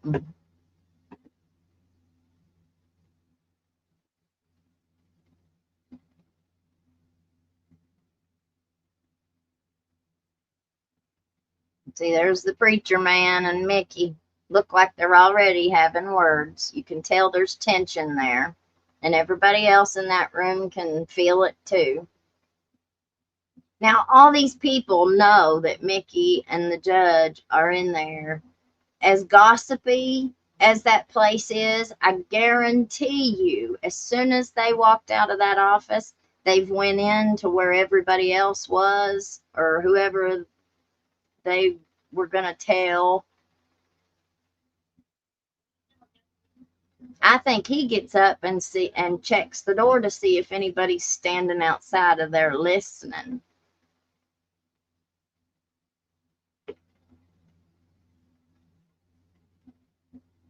This is Mickey's second home. He's worked in this very room. I want to point out something else too. You see under that desk right there, those big blue signs? There's our favorite friend, Matt Butler, election signs. Those are, I don't think those are supposed to be in the judge's office, but I don't think anybody would have ever told him that. But that is his ex-brother-in-law, who is our prosecutor now, who doesn't want to be my Facebook friend.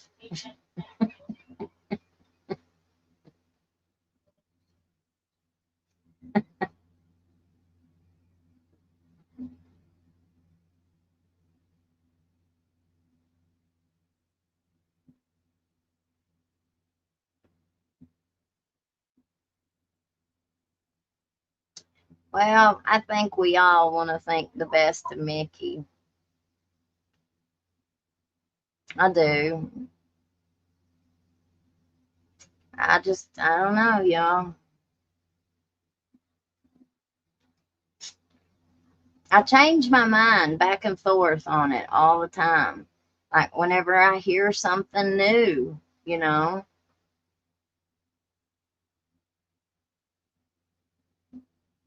where I was going with that earlier about how Mickey is kind of heavy and, he's kind of jolly and you think he's funny and like a big teddy bear.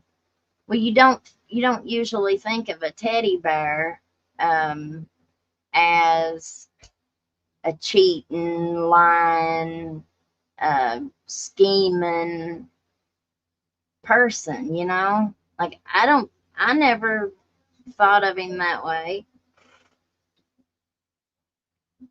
But I didn't know. I didn't know that I'd never heard anything. And since the shooting has happened, there have been several women that have come forward to me.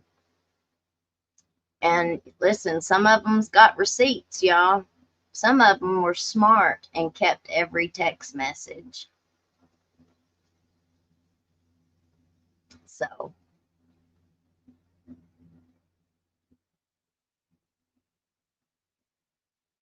girls were smart, kept the receipts.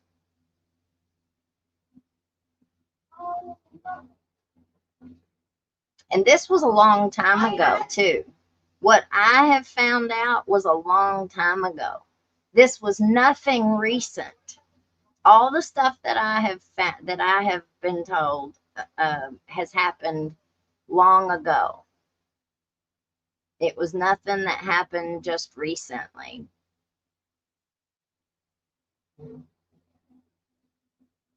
But it still opens my eyes a little bit to maybe who the man is behind the mask. We're not all perfect. Mickey wasn't perfect either, y'all.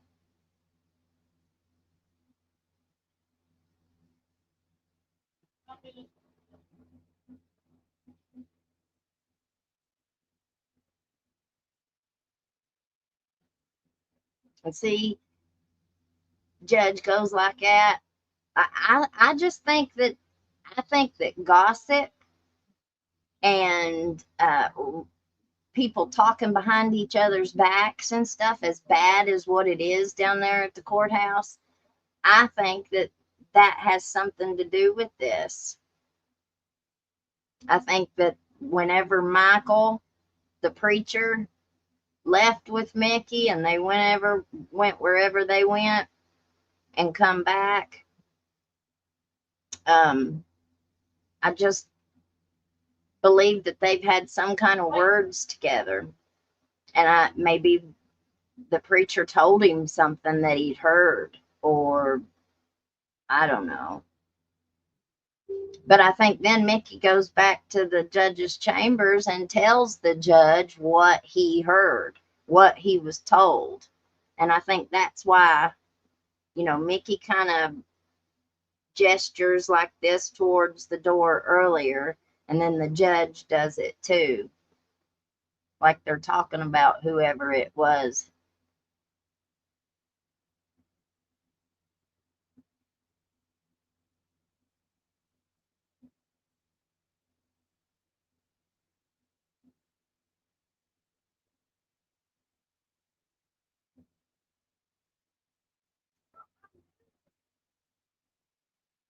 Well, I don't tell you guys everything that I hear. The only time I'm going to bring it to you is if I've had several different sources, more than one. It has to be more than one, and they cannot be related, that say the same or similar things. Then I think it's more credible. And, if your sources are very credible people that have never been drug addicts, who've had long, very successful careers, those are people that you tend to believe. And especially when they say they've got the text messages, you might want to believe them.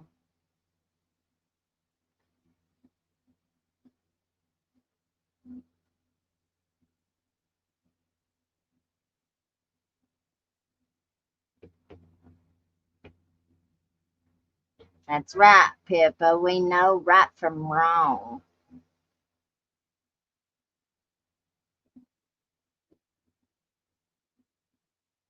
And some people don't care. I care.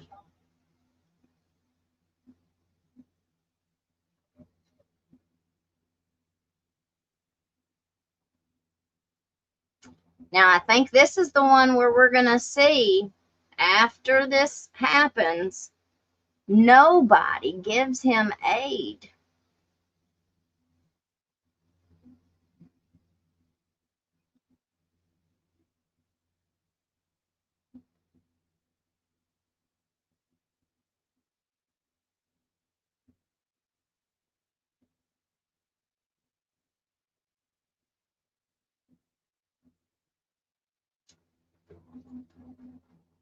This is long ago. Doesn't have nothing to do with this shooting. Doesn't have nothing to do with this. It's too long ago. But it gives us a look at the person, you know? It gives me a look at the person.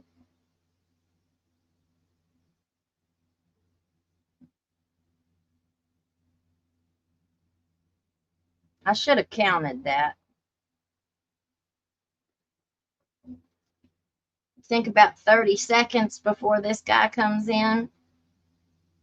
Look, he's got his, look, he's putting it up. He's putting the holster right now. He goes in the smoking room and looks, and then he goes down the hallway. They haven't caught him. They don't know who did it, supposedly. Why did you just holster your weapon?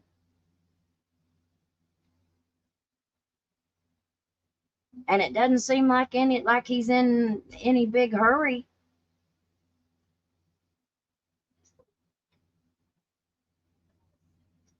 This woman's relationship with Mickey was too long ago. It was not recent. So it had absolutely nothing to do with this shooting.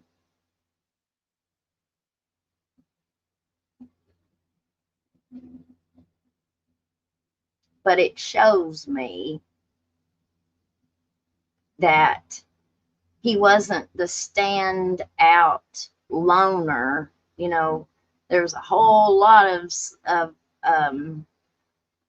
sexual stuff going on with people down there.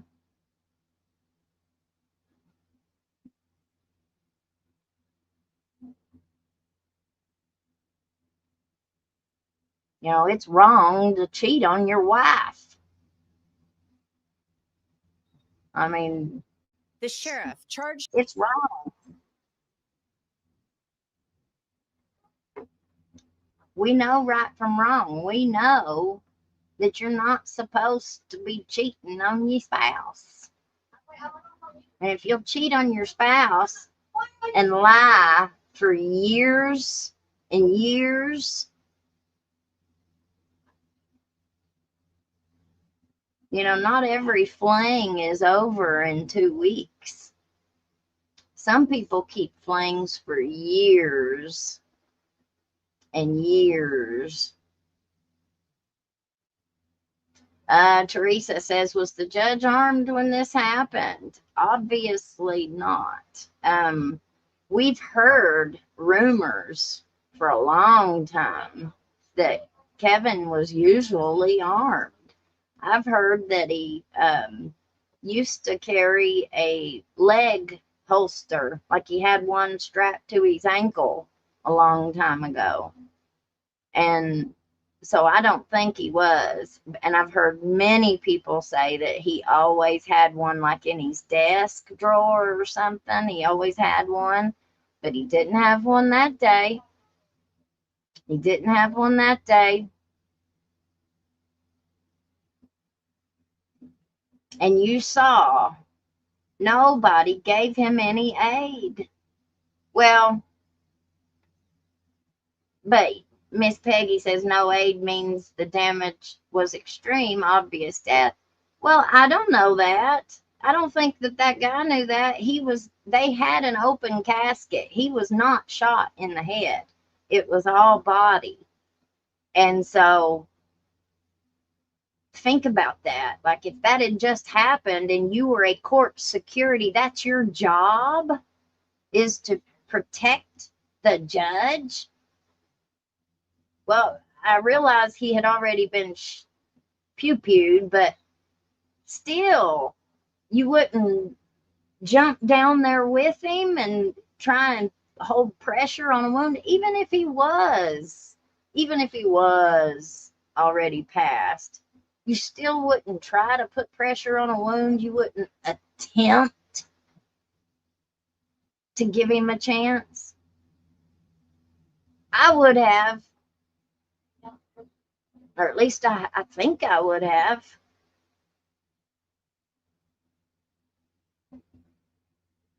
You telling me hush, shush for? The judge carrying a judge.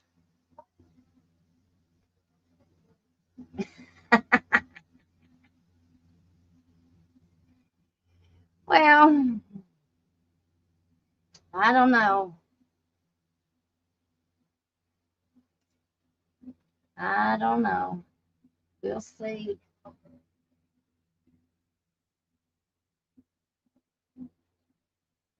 We'll see.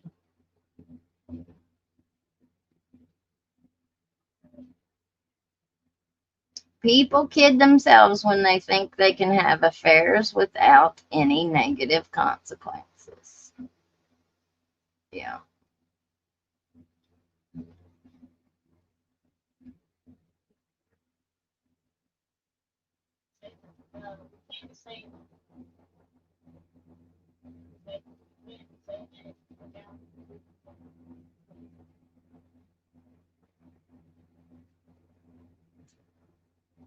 That man should have tried to resuscitate and yell for help.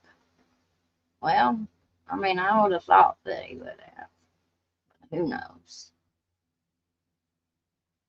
All right, guys, we've been on here 2 hours. We'll go ahead and end this one. D-Ness, blessings. Keep up the good work. So for real. Thank you for your super sticker. All right, guys. Well, you all have a great rest of your night. I still say that there's another piece of video that's going to come out because we have not seen him surrender and be handcuffed yet. That piece of footage hasn't come out yet. We've not seen that. So I'm still interested to see that part. And, you know, just more as more information comes out, you know, we'll take it as it comes, I guess. Now next week we're going to have Miss Debbie Hall as our guest, the cousin of Amber Spradlin. So we will go through Amber's case and her tragic death. It's really sad. But there are 3 people in jail for her death. So that's going to be a good show.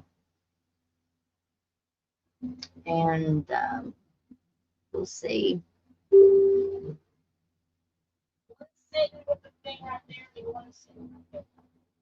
DC 28, please see my above comment. All right, let me go see. Please don't take it that way. Oh, that's right. Elizabeth. A few videos ago, I made it seem like people wanted to be with Rhodes, and I didn't mean to be offensive. Oh, honey, I don't never get offended by nothing. Don't you worry about it. Don't you worry about it. We are all entitled to, our own thoughts. And I'm sitting here talking out loud to myself. I'm talking to you all, but I don't really have anybody talking back to me unless mommy's on here. And, sometimes I think out loud as I talk. I'm not saying that Mickey's a bad guy, but okay, so he did unalive a man, an unarmed man that was defenseless. And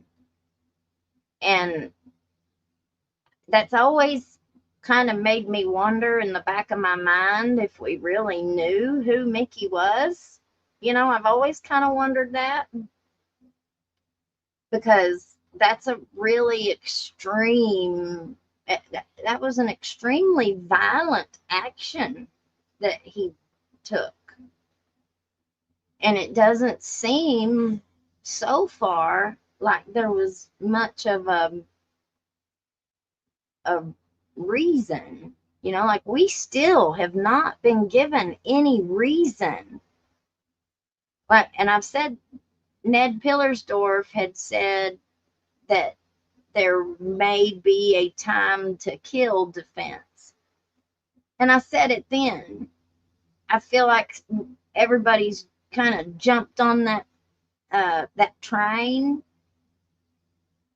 If he did this, there had to have been a good reason. The judge had to have done something that was so bad that it was worthy of this reaction. We still haven't seen that. Like, we haven't, even though we've been told lots of things, there have been lots of allegations, there have been lots of rumors, there have been a lot of, where there's smoke, there's fire, okay? But we still don't have like this piece of evidence that says, aha, here it is. This is what he did. We still don't have that.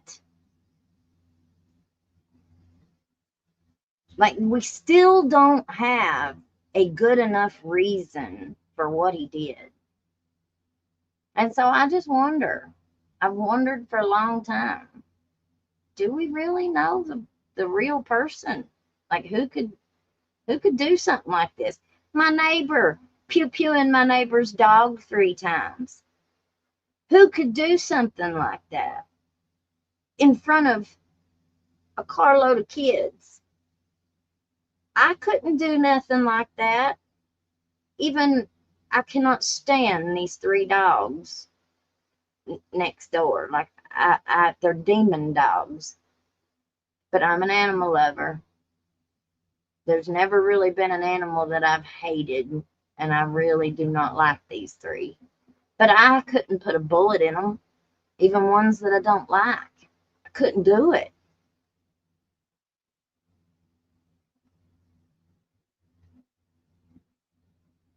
But anyway.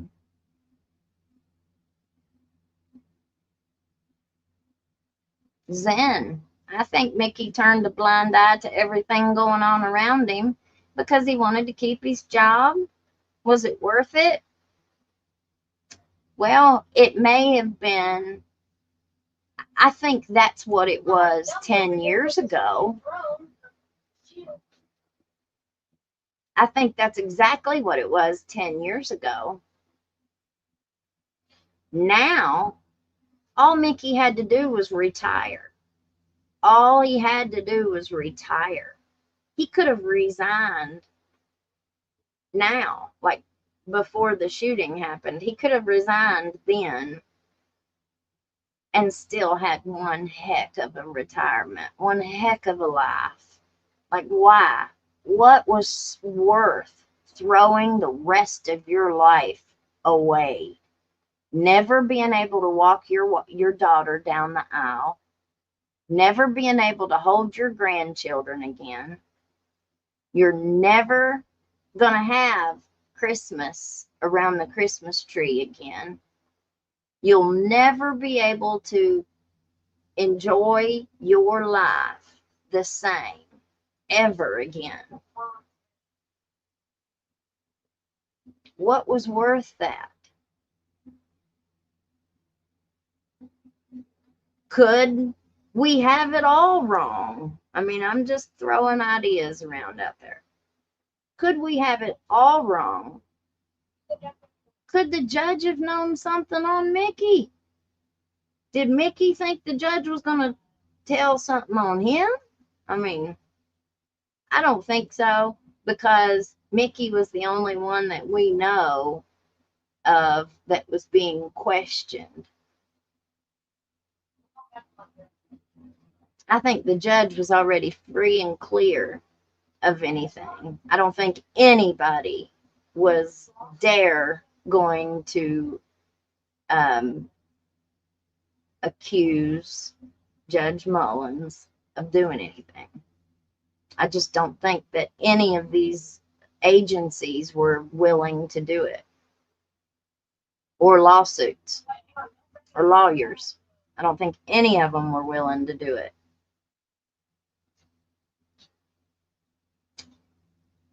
But I think a lot of that had to do with pressure. I think it had to do with political pressure, is what I think that kept the investigation strictly to Ben Fields, and that was it.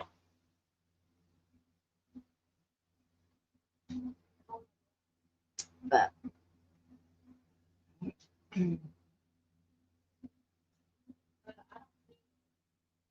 I would like to know about threats that he felt like he was getting. I still believe that there were so many people around him that were afraid for themselves, that they were all in self-preservation mode. I think they all knew that Mickey knew something on each and every one of them that was doing bad stuff. Now, the people that weren't doing bad stuff, they don't have anything to fear. You know, if you weren't stealing, if you weren't embezzling money, if you weren't taking rugs or evidence that you should not have taken, you know, if you were doing any kind of corrupt behavior whatsoever, then you should be scared. But if you weren't doing anything, then you don't have nothing to worry about, right? If you live your life that way, then you don't have to look over your shoulder at what's coming, because you already know what you've done and what you haven't done, you know? But I think that Mickey knew so much on so many different people, and everybody was in self-preservation mode. So everybody was probably coming at him, trying to see what he knew, or to try and encourage him to forget maybe what he knew. But the ones that were doing bad are the only ones that have anything to fear.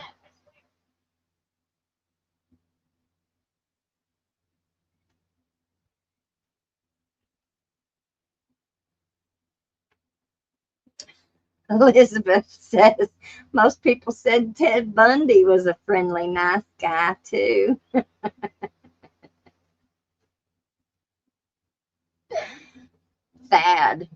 Sad that we wouldn't know anything about this except for a bad deputy and the lawsuit. Yep. And we still don't know it all. We don't even know nothing. Nothing has come out.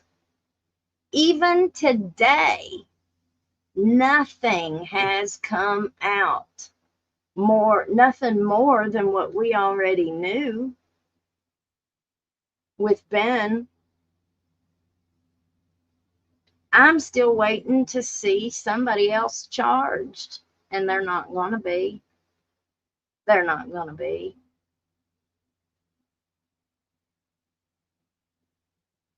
They're not going to be.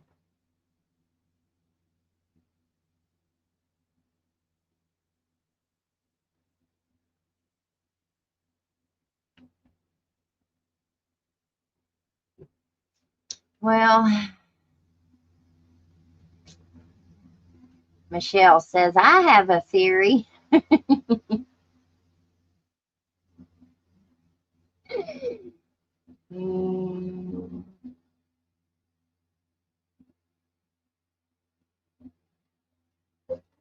I don't think Mickey was ever implicated. No, Ben and the judge and the higher ups. Now, what she said, so what Sabrina said in that interview was that she had seen videos of the judge sleeping with somebody in his chambers, and he asked her how she knew it was the judge, and she said, because I've been in there. I know the quilt, the coal miner quilt that was sitting behind the judge. Sabrina said, I know that quilt. And she would only know that if she had been in those chambers herself. So she says she had seen a video of the judge being with a girl, and Ben and the other higher ups. Now, the video I have seen was not of the judge. It was of one of the higher ups.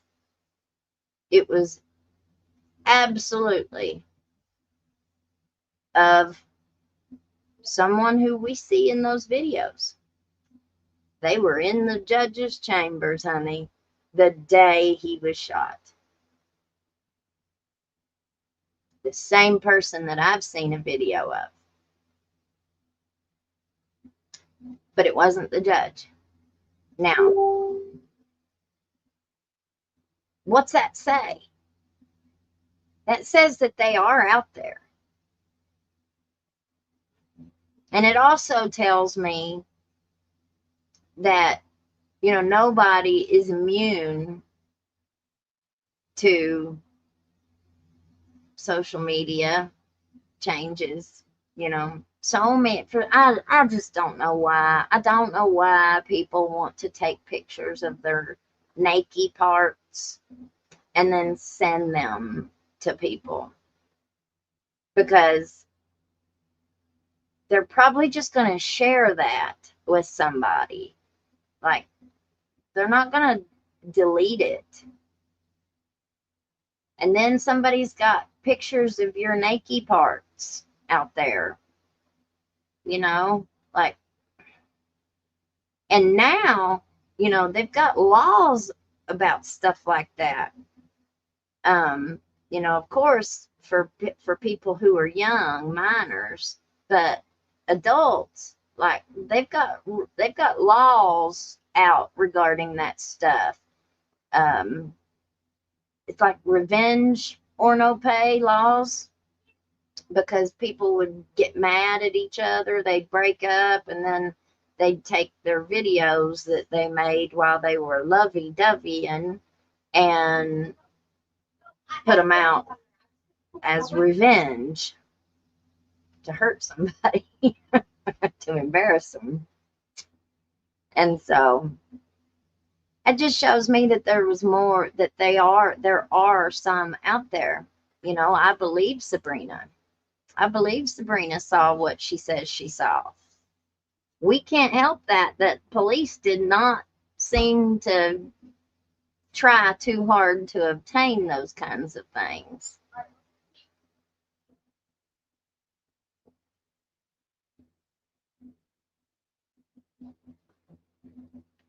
Now, somebody also came forward a little while back, and I was very disappointed, very disappointed. But this was back when Mickey was a bailiff in Judge Mullins' courtroom, and this woman that he used to know when they were children, she'd moved away, Her son had gotten like a DUI or something. And so she came into town to go to court with her son for that DUI. And she said that when they went into the courtroom, Mickey was in there and he recognized her.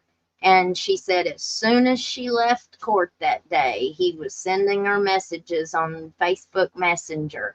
Oh, God, you look so good. You look great. Man, I ain't seen you in a long time. He used it exactly what we're supposed to use Facebook for, you know, catching up with old friends and whatnot.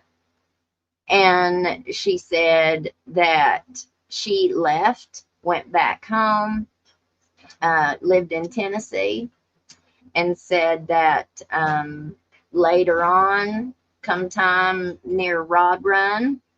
And so Mickey allegedly went to Rod Run, and while he was down there sending her messages, and she said then, you know, they were just like friendly, flirty, back and forth, and said that he sent her an unsolicited picture of his naked parts. And she said she was just shocked that he was acting all embarrassed and all shy. Oh, I ain't never done that before. I'm sorry. Oh, I ain't never done that before. I don't believe that. If anybody ever says, oh, they just send you an unsolicited, like send you a pic of their naked parts and you didn't ask them for it, you're just sitting there chilling, talking back and forth, and all of a sudden, for some reason, that's how it usually happens.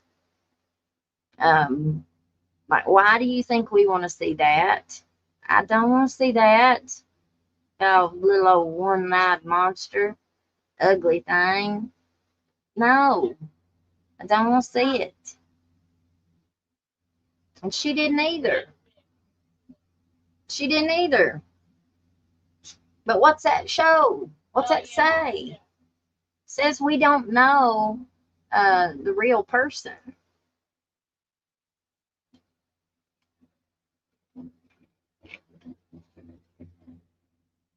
And it ain't just men. I'm not picking on the men. But a lot of people do it. And they regret it. Or at least I think they would. I'm so thankful that my wild days was before social media and cameras and cell phones. I'm so thankful.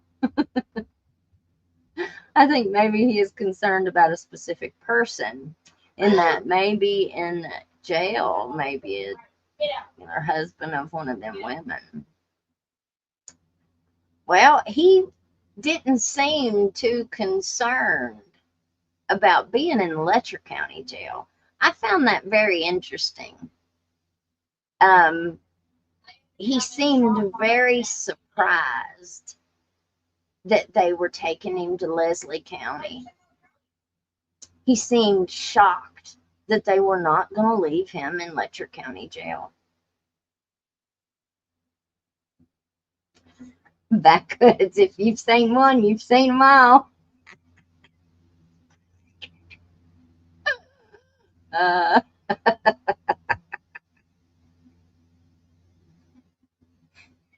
Tammy.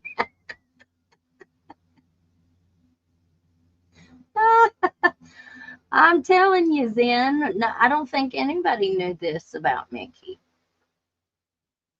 And we wouldn't know any of this if it wasn't for this show. We wouldn't know any about it if it wasn't for this show. Trust me, if I had even an inkling that it wasn't true, I wouldn't report it. I wouldn't tell it. But that's also, you know, when you have more than one person independently of each other that don't even know each other, and they both give you a similar story, you know, no matter how much we want to deny it and not believe it, the truth, I'm talking about any truth. No matter how much we want to deny it or think the best of somebody, unfortunately, I've been disappointed a lot in my life. So many people, I'd say probably 99% of the time, that I was just for sure that somebody would do the right thing, or that so and so would do the right thing. They didn't. 99% of the time that I expected, that's a good way to say it. That's a better way to say it. 99% of the time that I expected people to do the right thing, they didn't. And I was always I'm still to this day, I'm always so surprised.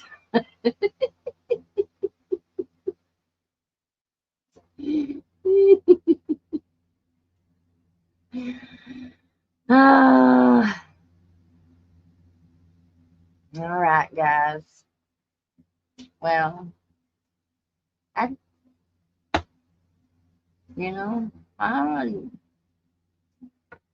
you believe it or don't believe it,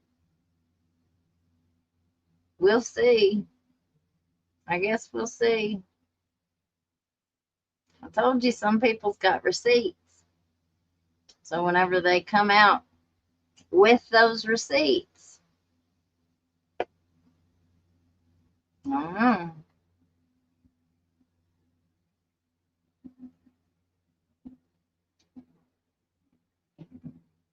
I know. Listen, hey.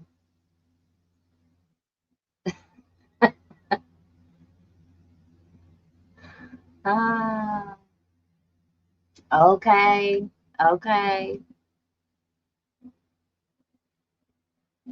Well, maybe it wasn't his pick, his parts in the pick, but it still came from his phone. Why would he be sending somebody else's parts to somebody? I don't think he's going to. Probably a Vienna sausage.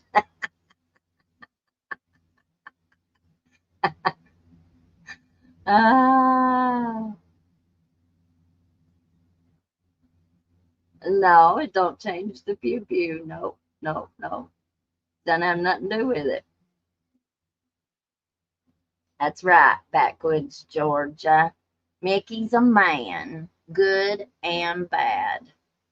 Just like every man is. Just like every woman is. Good and bad. Well, I don't know. The Bible says they ain't none of us good. Nope. Not even one. Not even one. All right, y'all. Well, we're going to end it. 2.5 hours. I'm going to bed. We will see you all tomorrow. The Karen Reed trial is over, so we don't have that trial tomorrow. And we are working on figuring out which next trial we're going to watch. And so, if anybody's got any ideas, and you want to shoot me an email, send it to me, hillbillycrime@gmail.com. And remember, next week we've got the Amber Spradlin show. All right, y'all. We will see you on the morrow. Lord Jesus, thank you for another day being able to come together in your name. Thank you for the fellowship and the friends, Lord, that we have all made through this platform. Just being able to meet new people that go through similar struggles that we do. It's nice to be able to build this community. We love each other, Lord, and we're just so thankful. I ask that you will forgive me for my sins, Lord, that you will keep your light right at my feet, help me to stay on the right path. And I just pray for peace, Lord. I pray that you will give us all peace within ourselves that we need to just get through every single day. I pray for those that are going through medical problems right now, Lord, that are getting ready for surgeries, that are just coming out of surgeries, that you will touch each and every one of them and give them a speedy healing and a full recovery.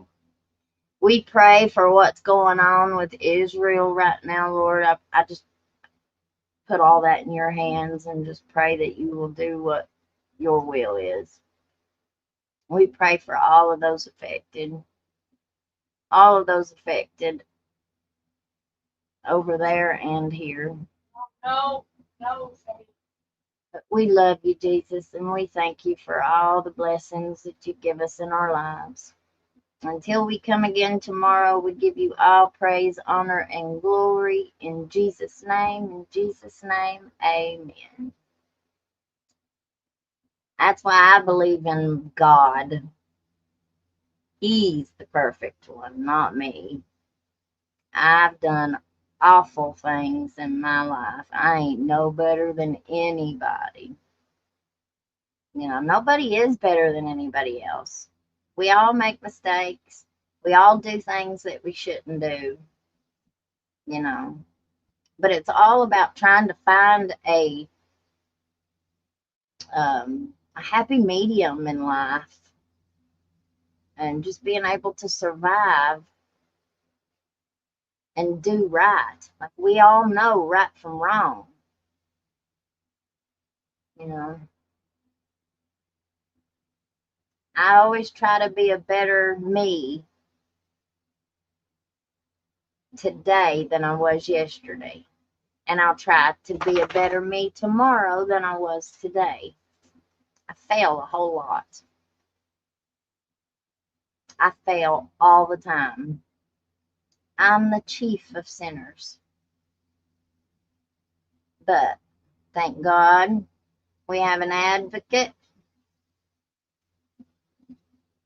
And I'm grateful for it.